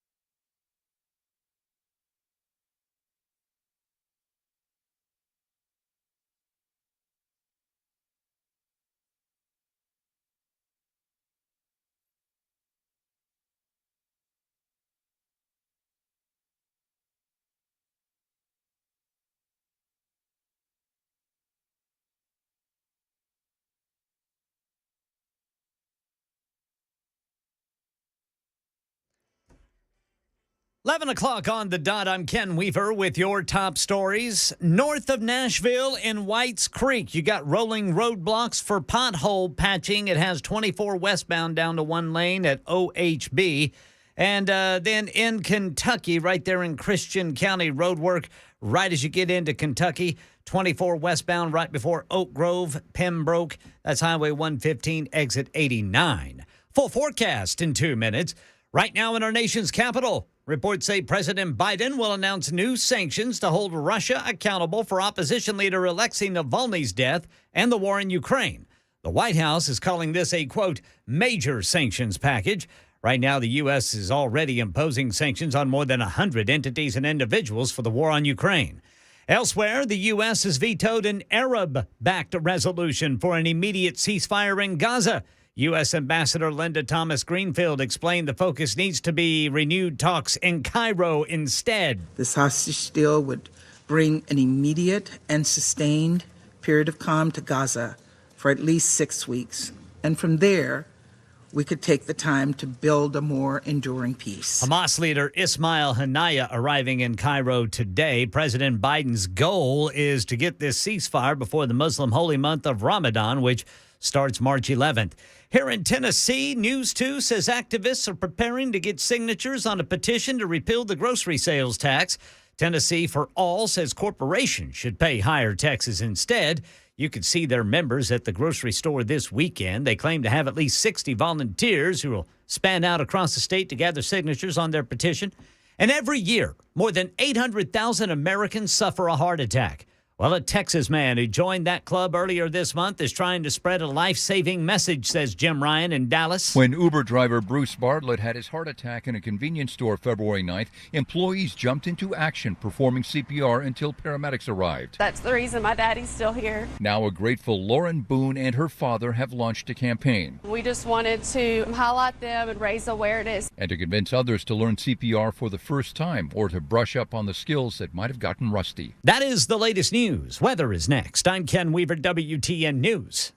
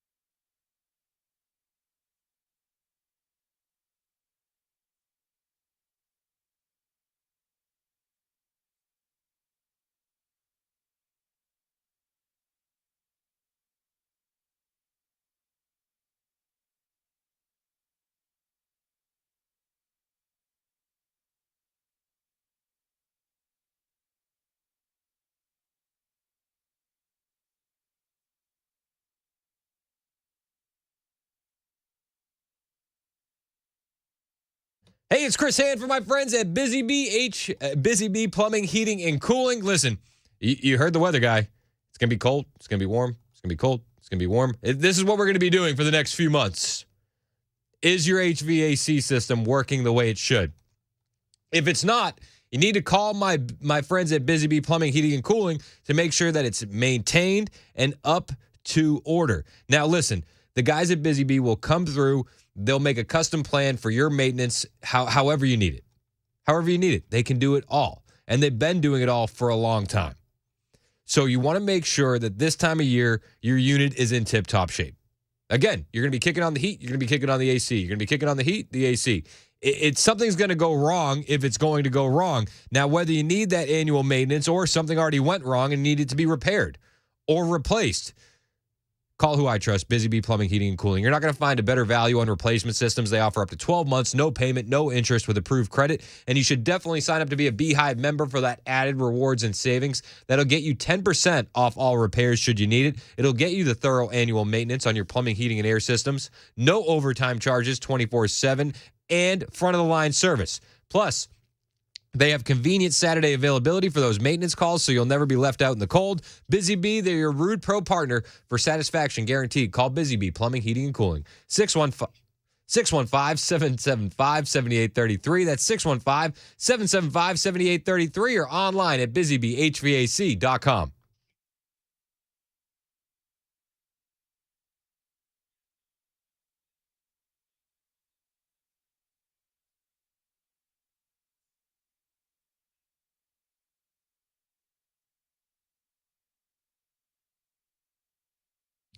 Super Talk 99.7 WTN. It's Chris Hand. Find me on Twitter, Truth Social, Instagram, at Chris Hand on air. Speaking of Truth Social, I feel like I should be using it more. Do you use Truth Social? I don't, but you're on it now. You don't do the retruths? I don't retruth. Yeah, exactly. You don't? I heard that Truth Social may be going public. Wow. So the Securities and Exchange Commission actually signed off on one of the last outstanding hurdles to a more than 2-year planned merger to take Trump's media venture public. So Trump has had a lot of bad financial news lately. This is actually good financial news. And it even CNN is saying that this could actually increase his net worth by billions with a B. Billions. Is there any good financial news for Trump? Yeah, so very interesting. And Audie, in fact, was the one who pointed this out to me. Trump's Truth Social share worth. So back in 2022, it was about $700 million. Last year, it was less than $100 million. But there's this idea, essentially, that Truth Social will, in fact, be able to go public. And how much would Trump's shares be worth if it does, in fact, go public? It could be upwards of $4 billion. That's billion with a B, not million with an M. Now, of course, keep in mind that Trump can't sell these stocks for another 6 months. But the fact is, we've had all this bad news for Trump. This could be good financial news for Donald Trump. $4 billion for his shares in Truth Social? That seems a little optimistic, even for CNN, right? Now, I try to use Truth Social, but what percentage of the social media market does Truth Social have? How many people are actively using it? Let me know on the Members Nutrition Super Text line, 615-737-9986. A couple people, 2428, said, I only use Truth Social, Mr. Hand. 0272 said, yep, March 22 merger vote results. It's happening. It's interesting. But $4 billion for his shares? Estimated 607,000 monthly users. That was as of July of last year. 607 monthly users for Truth Social? 607,000. Okay. What are we looking at on other social media monthly users then? Like Instagram probably has millions. Oh, man, yeah. I'm just looking at here for Twitter or X, I guess. They've got 500 million users worldwide. That's not monthly. Let's see here. Facebook has 3 billion monthly active users. Whoa. YouTube, 2 billion. WhatsApp, 2 billion. You're telling me Facebook's got 1 billion more than YouTube? Wow, that's nuts. I had no idea. Instagram has 2 billion. Wow. So I look at this, and Truth Social has 600,000. Granted, this is in probably majority U.S., right? I'd imagine. I can't imagine people in Canada are using Truth Social or Mexico or Germany. You know what I mean? Yeah. Like, go down the list. Yeah. So I wonder what those numbers look like in the U.S. alone. You know? In 2023, there were 314 million social media users in America, it says. That doesn't make sense. What was it? Sorry. 300 million social media users in America? That's not right. Well, there's 350 million people here in America. That seems like too many. Yeah, too many. Yeah, I don't know. It seems like too many. But yeah. For monthly users for Twitter, 368 million monthly active users. I can't imagine that his shares would be worth $4 billion, especially 6 months after the fact. Maybe it debuts at a very high price, and then it would probably trim down after that. But hey, I'm sure Trump could use some good financial news right now. On the flip side, this New York ruling, Trump could have to pay $500 million before he can appeal the decision. Before he can appeal. Betty in Hendersonville wants to talk about Truth Social. Betty, what's up? I would say you should probably be comparing the numbers on Truth Social with initial launches of some of these other social media platforms, because they've been around long enough to have gained that number of users worldwide. And Trump's Truth Social, initially the rollout was a staggered rollout. You know, it happened during the midst of where we're still feeling the impact of the pandemic. So I think that's had an impact on it as well. I think taking it public, we'll see those numbers just drastically increase. That's just my thought. Hey, I appreciate the call, Betty. Thanks so much. Maybe that does. On the Members Nutrition Super Text line, 5866 said, this is just CNN trying to set him up for a new lawsuit for overvaluing Truth Social. 0272 said, they built Truth so fast, took Twitter forever. Most of Twitter are bots and trolls. Yeah, but trolls are active users. Yeah, it doesn't matter. That's the base. Yeah. Right? Yeah, I mean, Threads, I'm looking at Threads. They've got over 100 million monthly active users, and that was pretty recent, right? Last year. Yeah, but they're going off of Meta. Threads is an absolute failure. I mean, maybe they consider me an active user on Threads. Considering, same here, because I have a Threads, yeah. Yeah. And they may be because it's Instagram, it's Facebook, who knows how they're inflating those numbers. Yeah, it doesn't. That's true. Threads was definitely not a success. No. Threads failed. 0272 told me to get red check verified on Truth Social. I don't know how to do that. I don't really have the time. Probably some money. Is that what it is? Yeah, well, I mean, I guess if it's like Twitter. I'll tell you this. I pay for Twitter Blue, right? That's their subscription thing. How is it worth it? You like it? So I like it for the show prep aspect of it. So when I do my show prep, you can see what articles are being talked about the most, what news stories are skyrocketing the most over the last 8 hours, 4 hours, 24 hours. That's helpful to me. Yeah, that's huge. In this format. And that's one of the only reasons I pay for that. Heather says that on the Members Nutrition text line, Heather said she's never even heard of Threads. But Heather, have you heard of Truth Social? I'm sure she's heard of that. 4870 says, dude, Truth Social has a huge problem with bots. Russian bots, I've heard.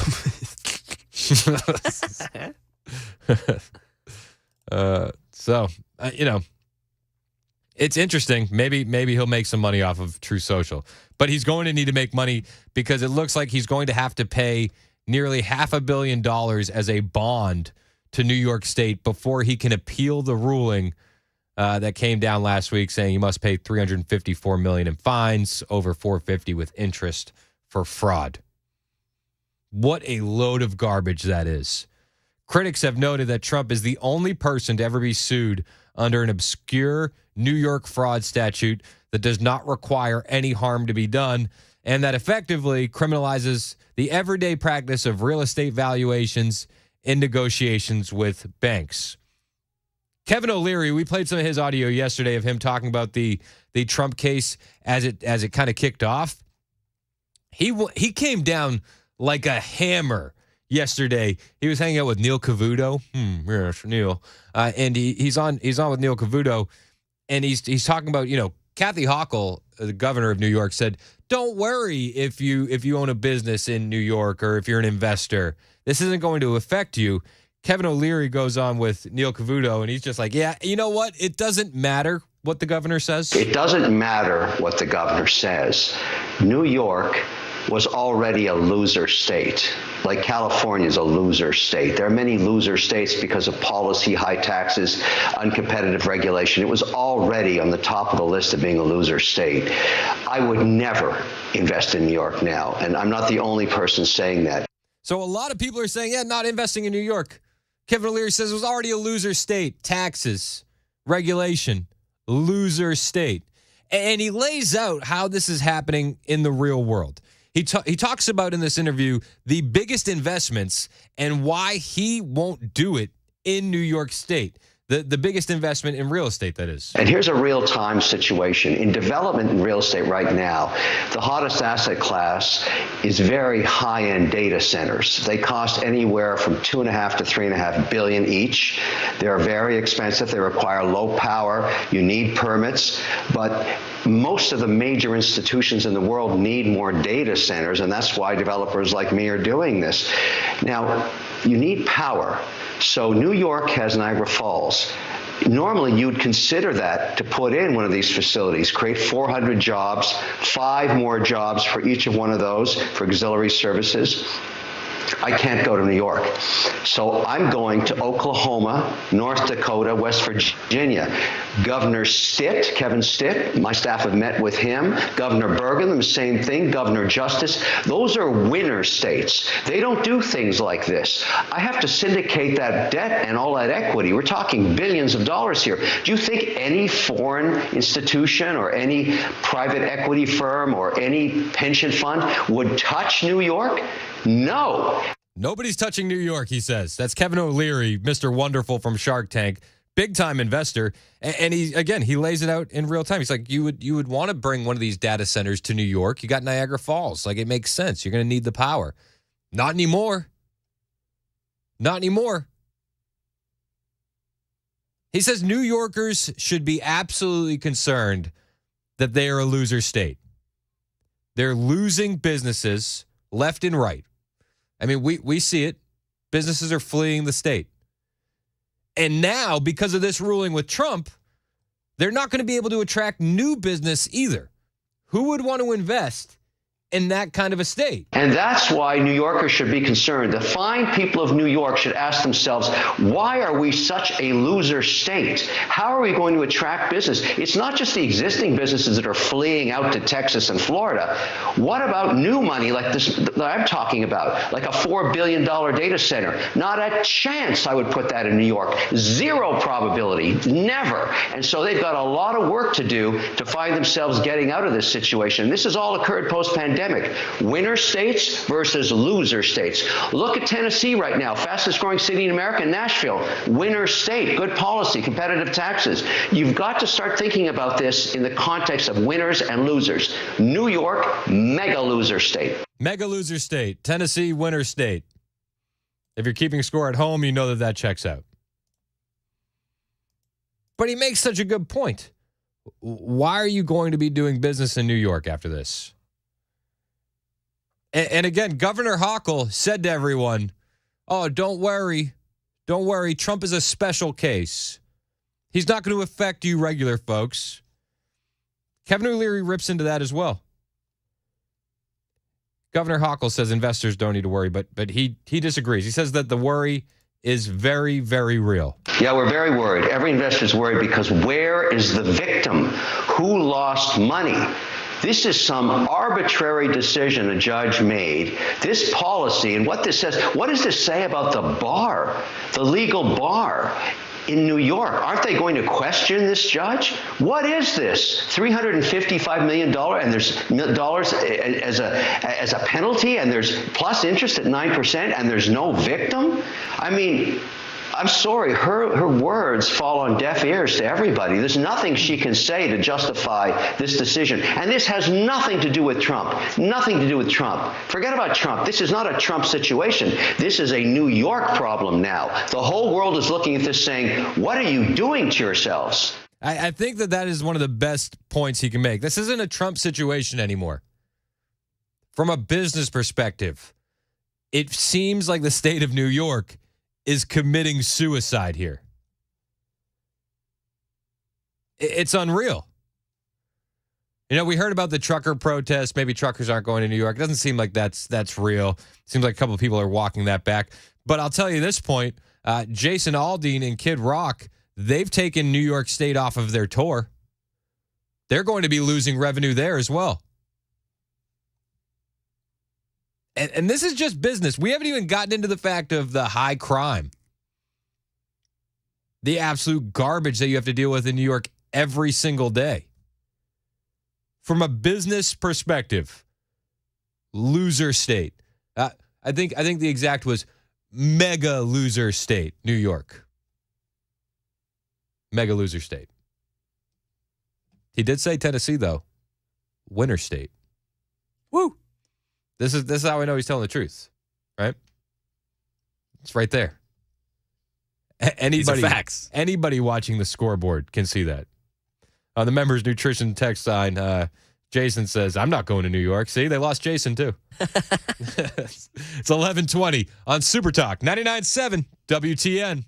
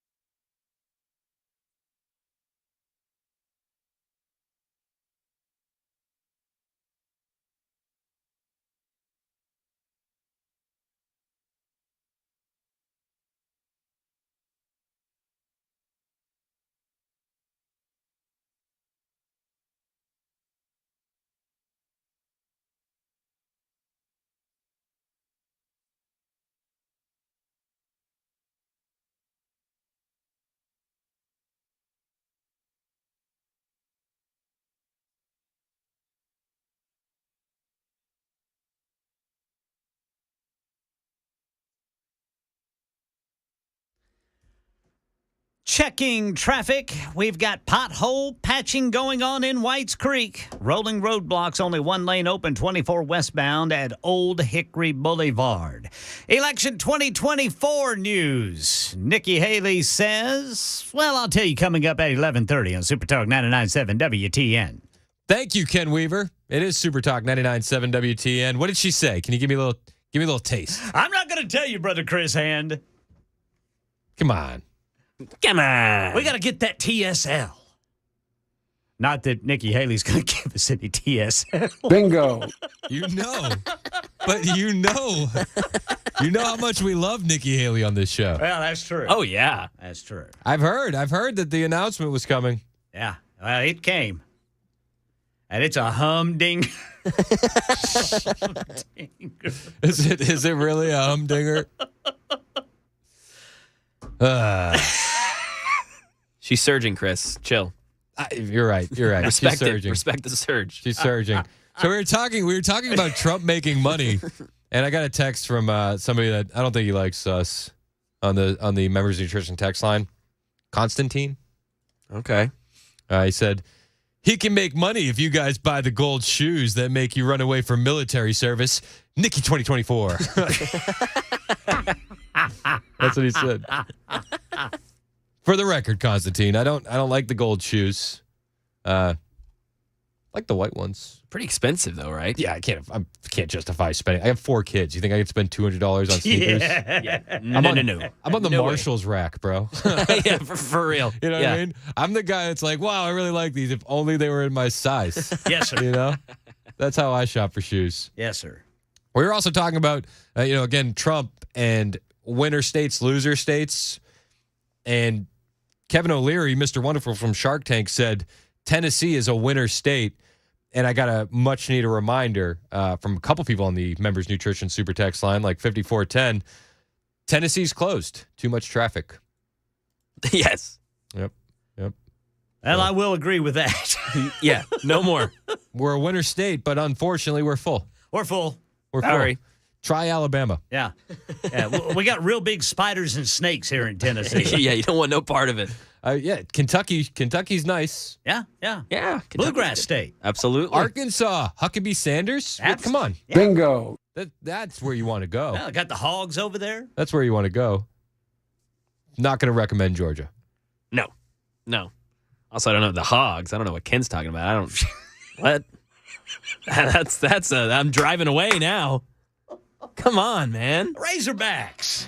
Woo Pig Suey. No, sir, Ken. Come on. Tell you what. All right, sorry. Did you put this on my button bar? This is my button bar, and yes. Whoa. And we got a little while for that. We got a little while. Little while. I'll calm down. Yeah. Have you figured out your wedding date and how you're going to avoid both Vols football season and Chiefs season? Yeah, I know. It's college football Saturday is in peril right now. I know. We'll see what happens. As long as it's not the 3rd Saturday of October. I can't miss Vols, Bama. That's off the books. So you're aiming for a September wedding. Yes, exactly. Let's get September, early season. Yeah, I heard end of August is cheaper. Yeah, exactly. There we go. I love it. Save some money. So, all right, we do have more stories to talk about.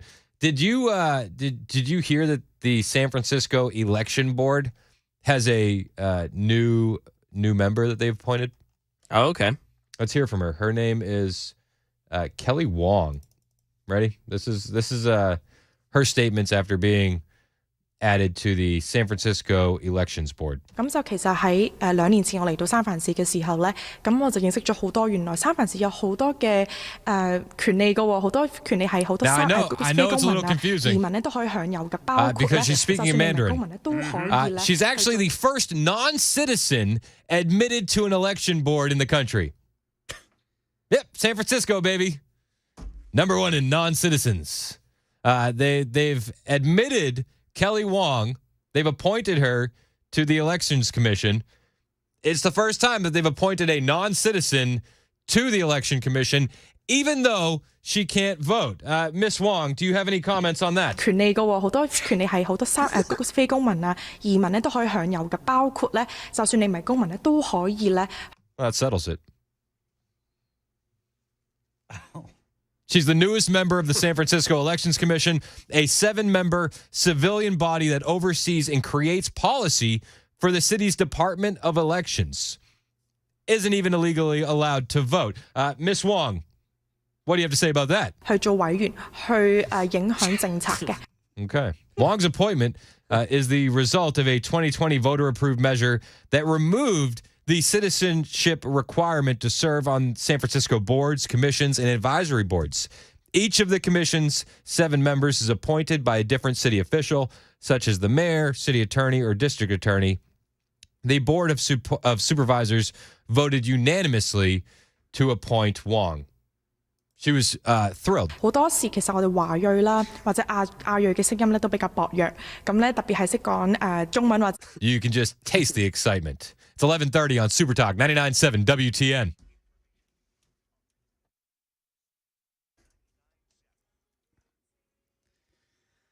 I'm Ken Weaver with your top stories. Election 2024. Nikki Haley just announced she's not dropping out of the Republican presidential primary, even though she trails former President Trump by double digits in South Carolina, where voters cast ballots on Saturday.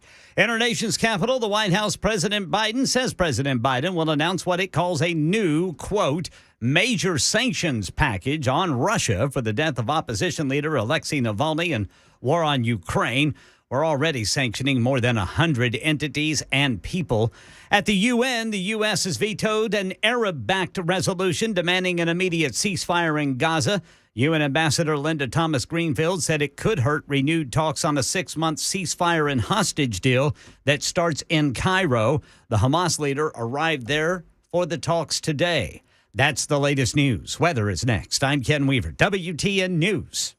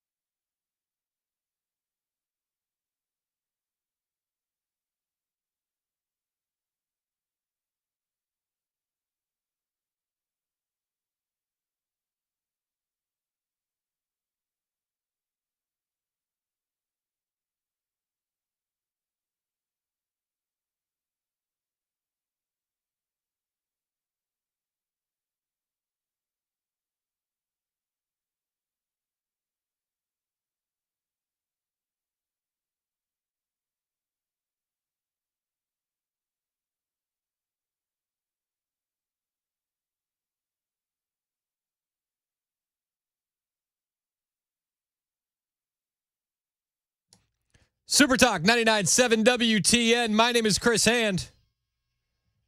We're talking about Kelly Wong, the first non-citizen appointed to the San Francisco Election Commission. She had, the statements that she gave, the quotables. 咁就其實喺2年前我嚟到三藩市嘅時候咧，咁我就認識咗好多原來三藩市有好多嘅。Yeah, I agree. I don't know how you say no to that. It's an unbelievable story. Bay Area public radio stations reporting this. Wong's appointment is the result of a 2020 voter-approved measure that removed the citizenship requirement to serve on San Francisco boards, commissions, and advisory bodies. Each of the commission's 7 members is appointed by a different city official, such as the mayor, city attorney, district attorney. The board of supervisors voted unanimously to appoint Wong. It is not clear how firm the separation is between those registered to vote for school board elections and those registered to vote for all other elections, because non-citizens are allowed to vote in San Francisco school board elections. So where's the separation? But in this Democrat-run jurisdiction, they've attempted to expand voting rights to non-citizens, hoping to capitalize, as we all know Democrats do, on the large number of immigrants, illegal immigrants, that have entered the country thanks to the Democrat Party's border policies, the Biden administration's failed border policies. And you know what? Many, many more are going through California now, because in Texas, Greg Abbott is going the exact opposite way. Greg Abbott in Texas is actually building up military bases at the border. Yes, you heard me correct. Greg Abbott is building military bases at the border. I want to explain to you what Texas is doing at this time to expand our border security capabilities. We are building a new Texas Military Department base camp that allows the Texas National Guard to increase and to improve operations in this area. They're building a military base camp in Texas. This is not just theatrics. This is acceleration. And I like it. We've seen the numbers drastically go down in Texas. They're heading for Arizona and they're heading for California, because what Governor Greg Abbott is doing is, you know what? This may surprise you. It's working. What you see now is the first stage of construction has already begun on what is 80 acres of an area to be built out for this base camp. From your camera view, it goes all the way down the edge of here to those trees, all the way to the back, close to where the river is. On this side, just back behind you, about 50 feet is where it stops. This will increase the ability for a larger number of Texas Military Department personnel in Eagle Pass to operate more effectively and more efficiently. And good on him. Greg Abbott building a military base. We need to see this kind of ratcheting up of security at the southern border. And if the federal government doesn't want to do it for Greg Abbott, then good on him doing it himself. Because it doesn't seem like anybody else is willing to stand up. I mean, you see so often these states are bending over backwards and asking residents to move illegals in, asking the local state governments to pay for everything. I mean, Michigan, add Michigan to the list of states that want illegal aliens to move in with local residents. In Massachusetts, they move them into hotels, and they're footing the bill for food. It's expensive, too. The hotels are collecting money from the state for 3 meals a day, $16 for breakfast, $17 for lunch, and $31 for dinner. That means $64 a day per person. The state's right to shelter law requires it provide families with refrigeration and basic cooking facilities. But some of the accommodations do not have those appliances, leaving the state to contract out for food and delivery. Citing the emergency nature of the crisis, the state gave Spinelli Ravioli Manufacturing Company in East Boston a $10 million 6-month no-bid contract to provide meals and delivery. Meals and delivery, 6 months, no bid, $10 million. $10 million for 6 months. Yikes. It's no wonder people are coming here. There was a Chinese illegal who got, caught on video. Not caught, but caught on video coming across the border. And they asked him why he came. Why did you come? Take the money. Take the money. Did he catch that? Take the money. Money? Yeah. For job? Yeah. There's no job in China. Maybe. I don't know. Maybe. I don't know. The money's free here. Of course, I'd be willing to bet that Chinese illegal alien is coming for far different reasons, but that's another discussion for another day. And at the border, Fox was down there, and Bill Malugin, his reporting has been absolutely excellent, but he says, he knows Spanish, and it's becoming less and less useful at the border, and he said that the southern border, currently as it stands, might as well be the United Nations. I might as well be at a United Nations conference. We have migrants here. Oh, it's not Bill Malugin, my mistake. From Turkey, from India, from Africa, from Peru, from China, a lot from China, as well as Brazil. There's a man here. There's a guy giving a peace sign over there. The guy in the middle there says he's from Cameroon. And then look over here. I'll just bring you this way quickly. You can see also another line over here. There's 200 to 300 migrants out here. In fact, if we have a drone shot, I think you could probably take that and really get the grasp of just how many people are out here from so many countries. And it is those Chinese that raise alarms. But today, John, we ran into 3 Syrian men. Of course, Syria is a state sponsor of terror, and they will get excruciating background checking because of that very reason. Now, I will point out that in all of these videos, the overwhelming majority, 90%, are men. Not families, not children, not women. The overwhelming majority are men. And I want to point out to you that when a man is fleeing war, fleeing poverty, fleeing hostile living conditions, he brings his family with him. When a man is going to war, he leaves his family behind. That's just a fact. And the most concerning at the border, our biggest concern, is the Chinese. Chinese, by the way, you mentioned the 500% increase. There were only 450 total Chinese migrants in the fiscal year 2021. We have had over 600 since I have been on the ground this week, and that is raising a lot of concerns from folks here. Yeah, a lot of concerns. You would think so. A lot of concerns. Daily Mail had this poll, said America is divided about its worst nightmares. Okay. Democrats currently think that our worst nightmare is extreme weather. Climate change. Republicans say that the biggest threat to the U.S. is China. And if that is true, which I agree it is, they're coming across our southern border en masse. Independents are worried about cyber attacks. That's their greatest fear, according to this Daily Mail poll. I would argue to the independents, if your greatest fear is cyber attacks, your greatest fear is most likely China.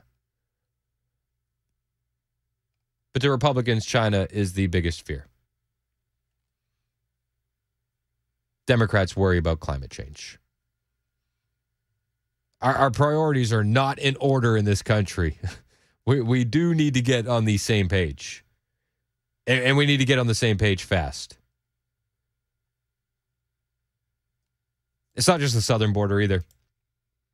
Up north, at the U.S.-Canada border, Border Patrol is actively telling residents to watch out for illegal aliens with criminal records. Well, how could I tell the difference between an illegal alien without a criminal record and an illegal alien with one? They didn't say. But Border Patrol is actually telling residents on the ground, You guys might want to put a pistol in your backpack because 9 out of 10 of them are just here for a better life. But there's that one guy that's got a rap sheet. That's residents living near the United States-Canada border in Vermont and what they've been told. Watch out for illegals with criminal records. Customs and Border Patrol agents urging locals to carry firearms just in case. Just in case. Just in case.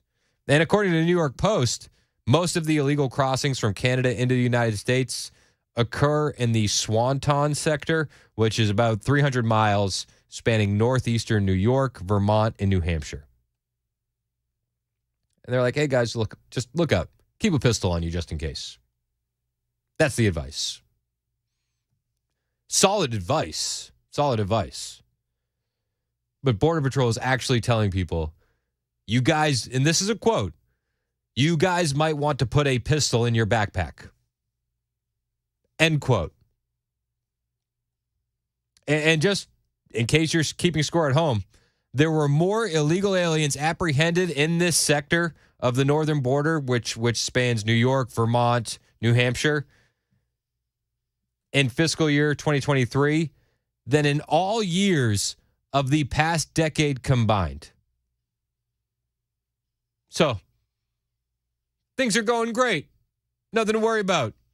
It's 11:47 on Super Talk, 99.7 WTN. It's working.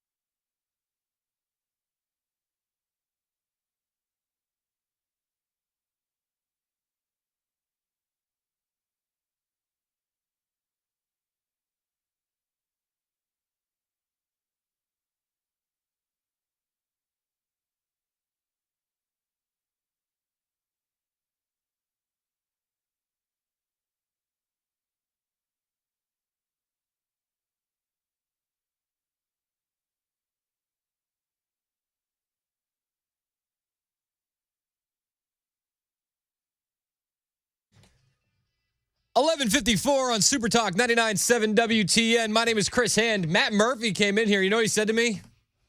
He said, hot take incoming. Whoa. Got a hot take. He said, get down, boys. Got a hot take. Take cover. I want to get in the foxhole, fellas. Gonna have some incoming. So, how's your show been? It's been spicy. Yeah? Yeah. I was stuck. I expect a particularly good show today because I'm feisty because I was stuck. You know all that traffic they've been talking about all morning? 65 southbound? Yeah. You were in that? Well, I know enough to listen to Super Talk 99.7 WTN and our good friend Ken Weaver. And I'm listening to Ken, and I thought, I'm going to outsmart all of this, and I'm going to go the back way. You know who else is listening to Super Talk 99.7 WTN and Ken Weaver? A lot of other people. Everybody. Everybody. And so everybody went the back way. And so instead of being stuck on I-65 waiting for them to move the truck, I was stuck on 254 trying to get to Brentwood. But it gave me a great opportunity to listen to a lot of the Chris Hand show, which was fabulous. And you're right, it was a spicy show. It was. So this is all about the bill that could be passed that would require parents to pay $1,000 fine. Yeah! After their child's second criminal offense. Yeah, I don't think we should wait till the second criminal offense. I think that all parents should pay fines for having children. I think all of you breeders and just I know fines for having children. Fines, taxes, fees, regulatory, I don't know, whatever you want to call it. Maybe how about a parental license? How about everyone should apply to the government of the state of Tennessee before you're allowed to have a child, and you have to pay a certain amount of money for a parental license. Ooh, I got accused of being big government. I mean, I'm all about it. So here's the deal. Instead of giving parents tax breaks, how about all of you breeders pay more in taxes and give me some of my money back? Huh? How about that? I mean, I'm sick to death of all of the users of the system thinking they have all of these special privileges because you had the unique ability to fornicate. You wanted a spicy take. Here it is. It's spicy. I am not, and by the way, I am only half kidding. I think we give way too many concessions to people because they've had kids without a consideration as to whether or not they're going to be parents. Yeah. And when we determine that they're not parents, Chris, instead of punishing that behavior, we reward it with gifts from the government. Why are we subsidizing bad behavior by giving parents food stamps when we determine that they aren't able to feed their kids? It's one of the worst. And I think that feeding your kids processed crap to the point where they're overweight and obese is one of the worst forms of child abuse that is not addressed in our society. Childhood obesity is a form of child abuse, is it not? I would argue it is. I would argue that too. So I'm going to argue all of these things, and I'm going to use the word breeders as many times as possible because I know how much that parents hate it. So my goal is to make everybody hate me today. I think that you're going to achieve it. I think I'm already halfway there. People were mad at me, and I just think that there's something needs to be done. I think that we could make the argument that you could do education, you could do boot camp, you could do community service. There's other routes than just a fine. I don't think that you should wait. By your logic, I don't know that you should wait for the bad behavior to manifest itself before you preemptively do something about what you know to be bad parents. 100%. I think that you can see the warning signs. Castro had it right. Just go ahead and take the kids. Because we know the parents are going to make the bad decisions anyway. Okay, maybe Chris is like, for once, I finally did it. For once, Chris' hand is trying to have a serious conversation about what to do about things, and Murphy's having none of it. Did you hear what the new member of the San Francisco election board, Kelly Wong, had to say about all this? Talk to me. This is what she said. 權利嘅喎，好多權利係好多非公民啊、移民咧都可以享有嘅，包括。That's the best point I heard all day. So, all right. So first, kudos to her for finally saying it. It needed to be said. Have we all thought it? We've all. 就算你唔係公民都可以咧去做委員。That's my favorite. Thank you. Thank you for when you clip it right there. It really has impact. I wanted to reel this back in. I saw that last night. Yeah.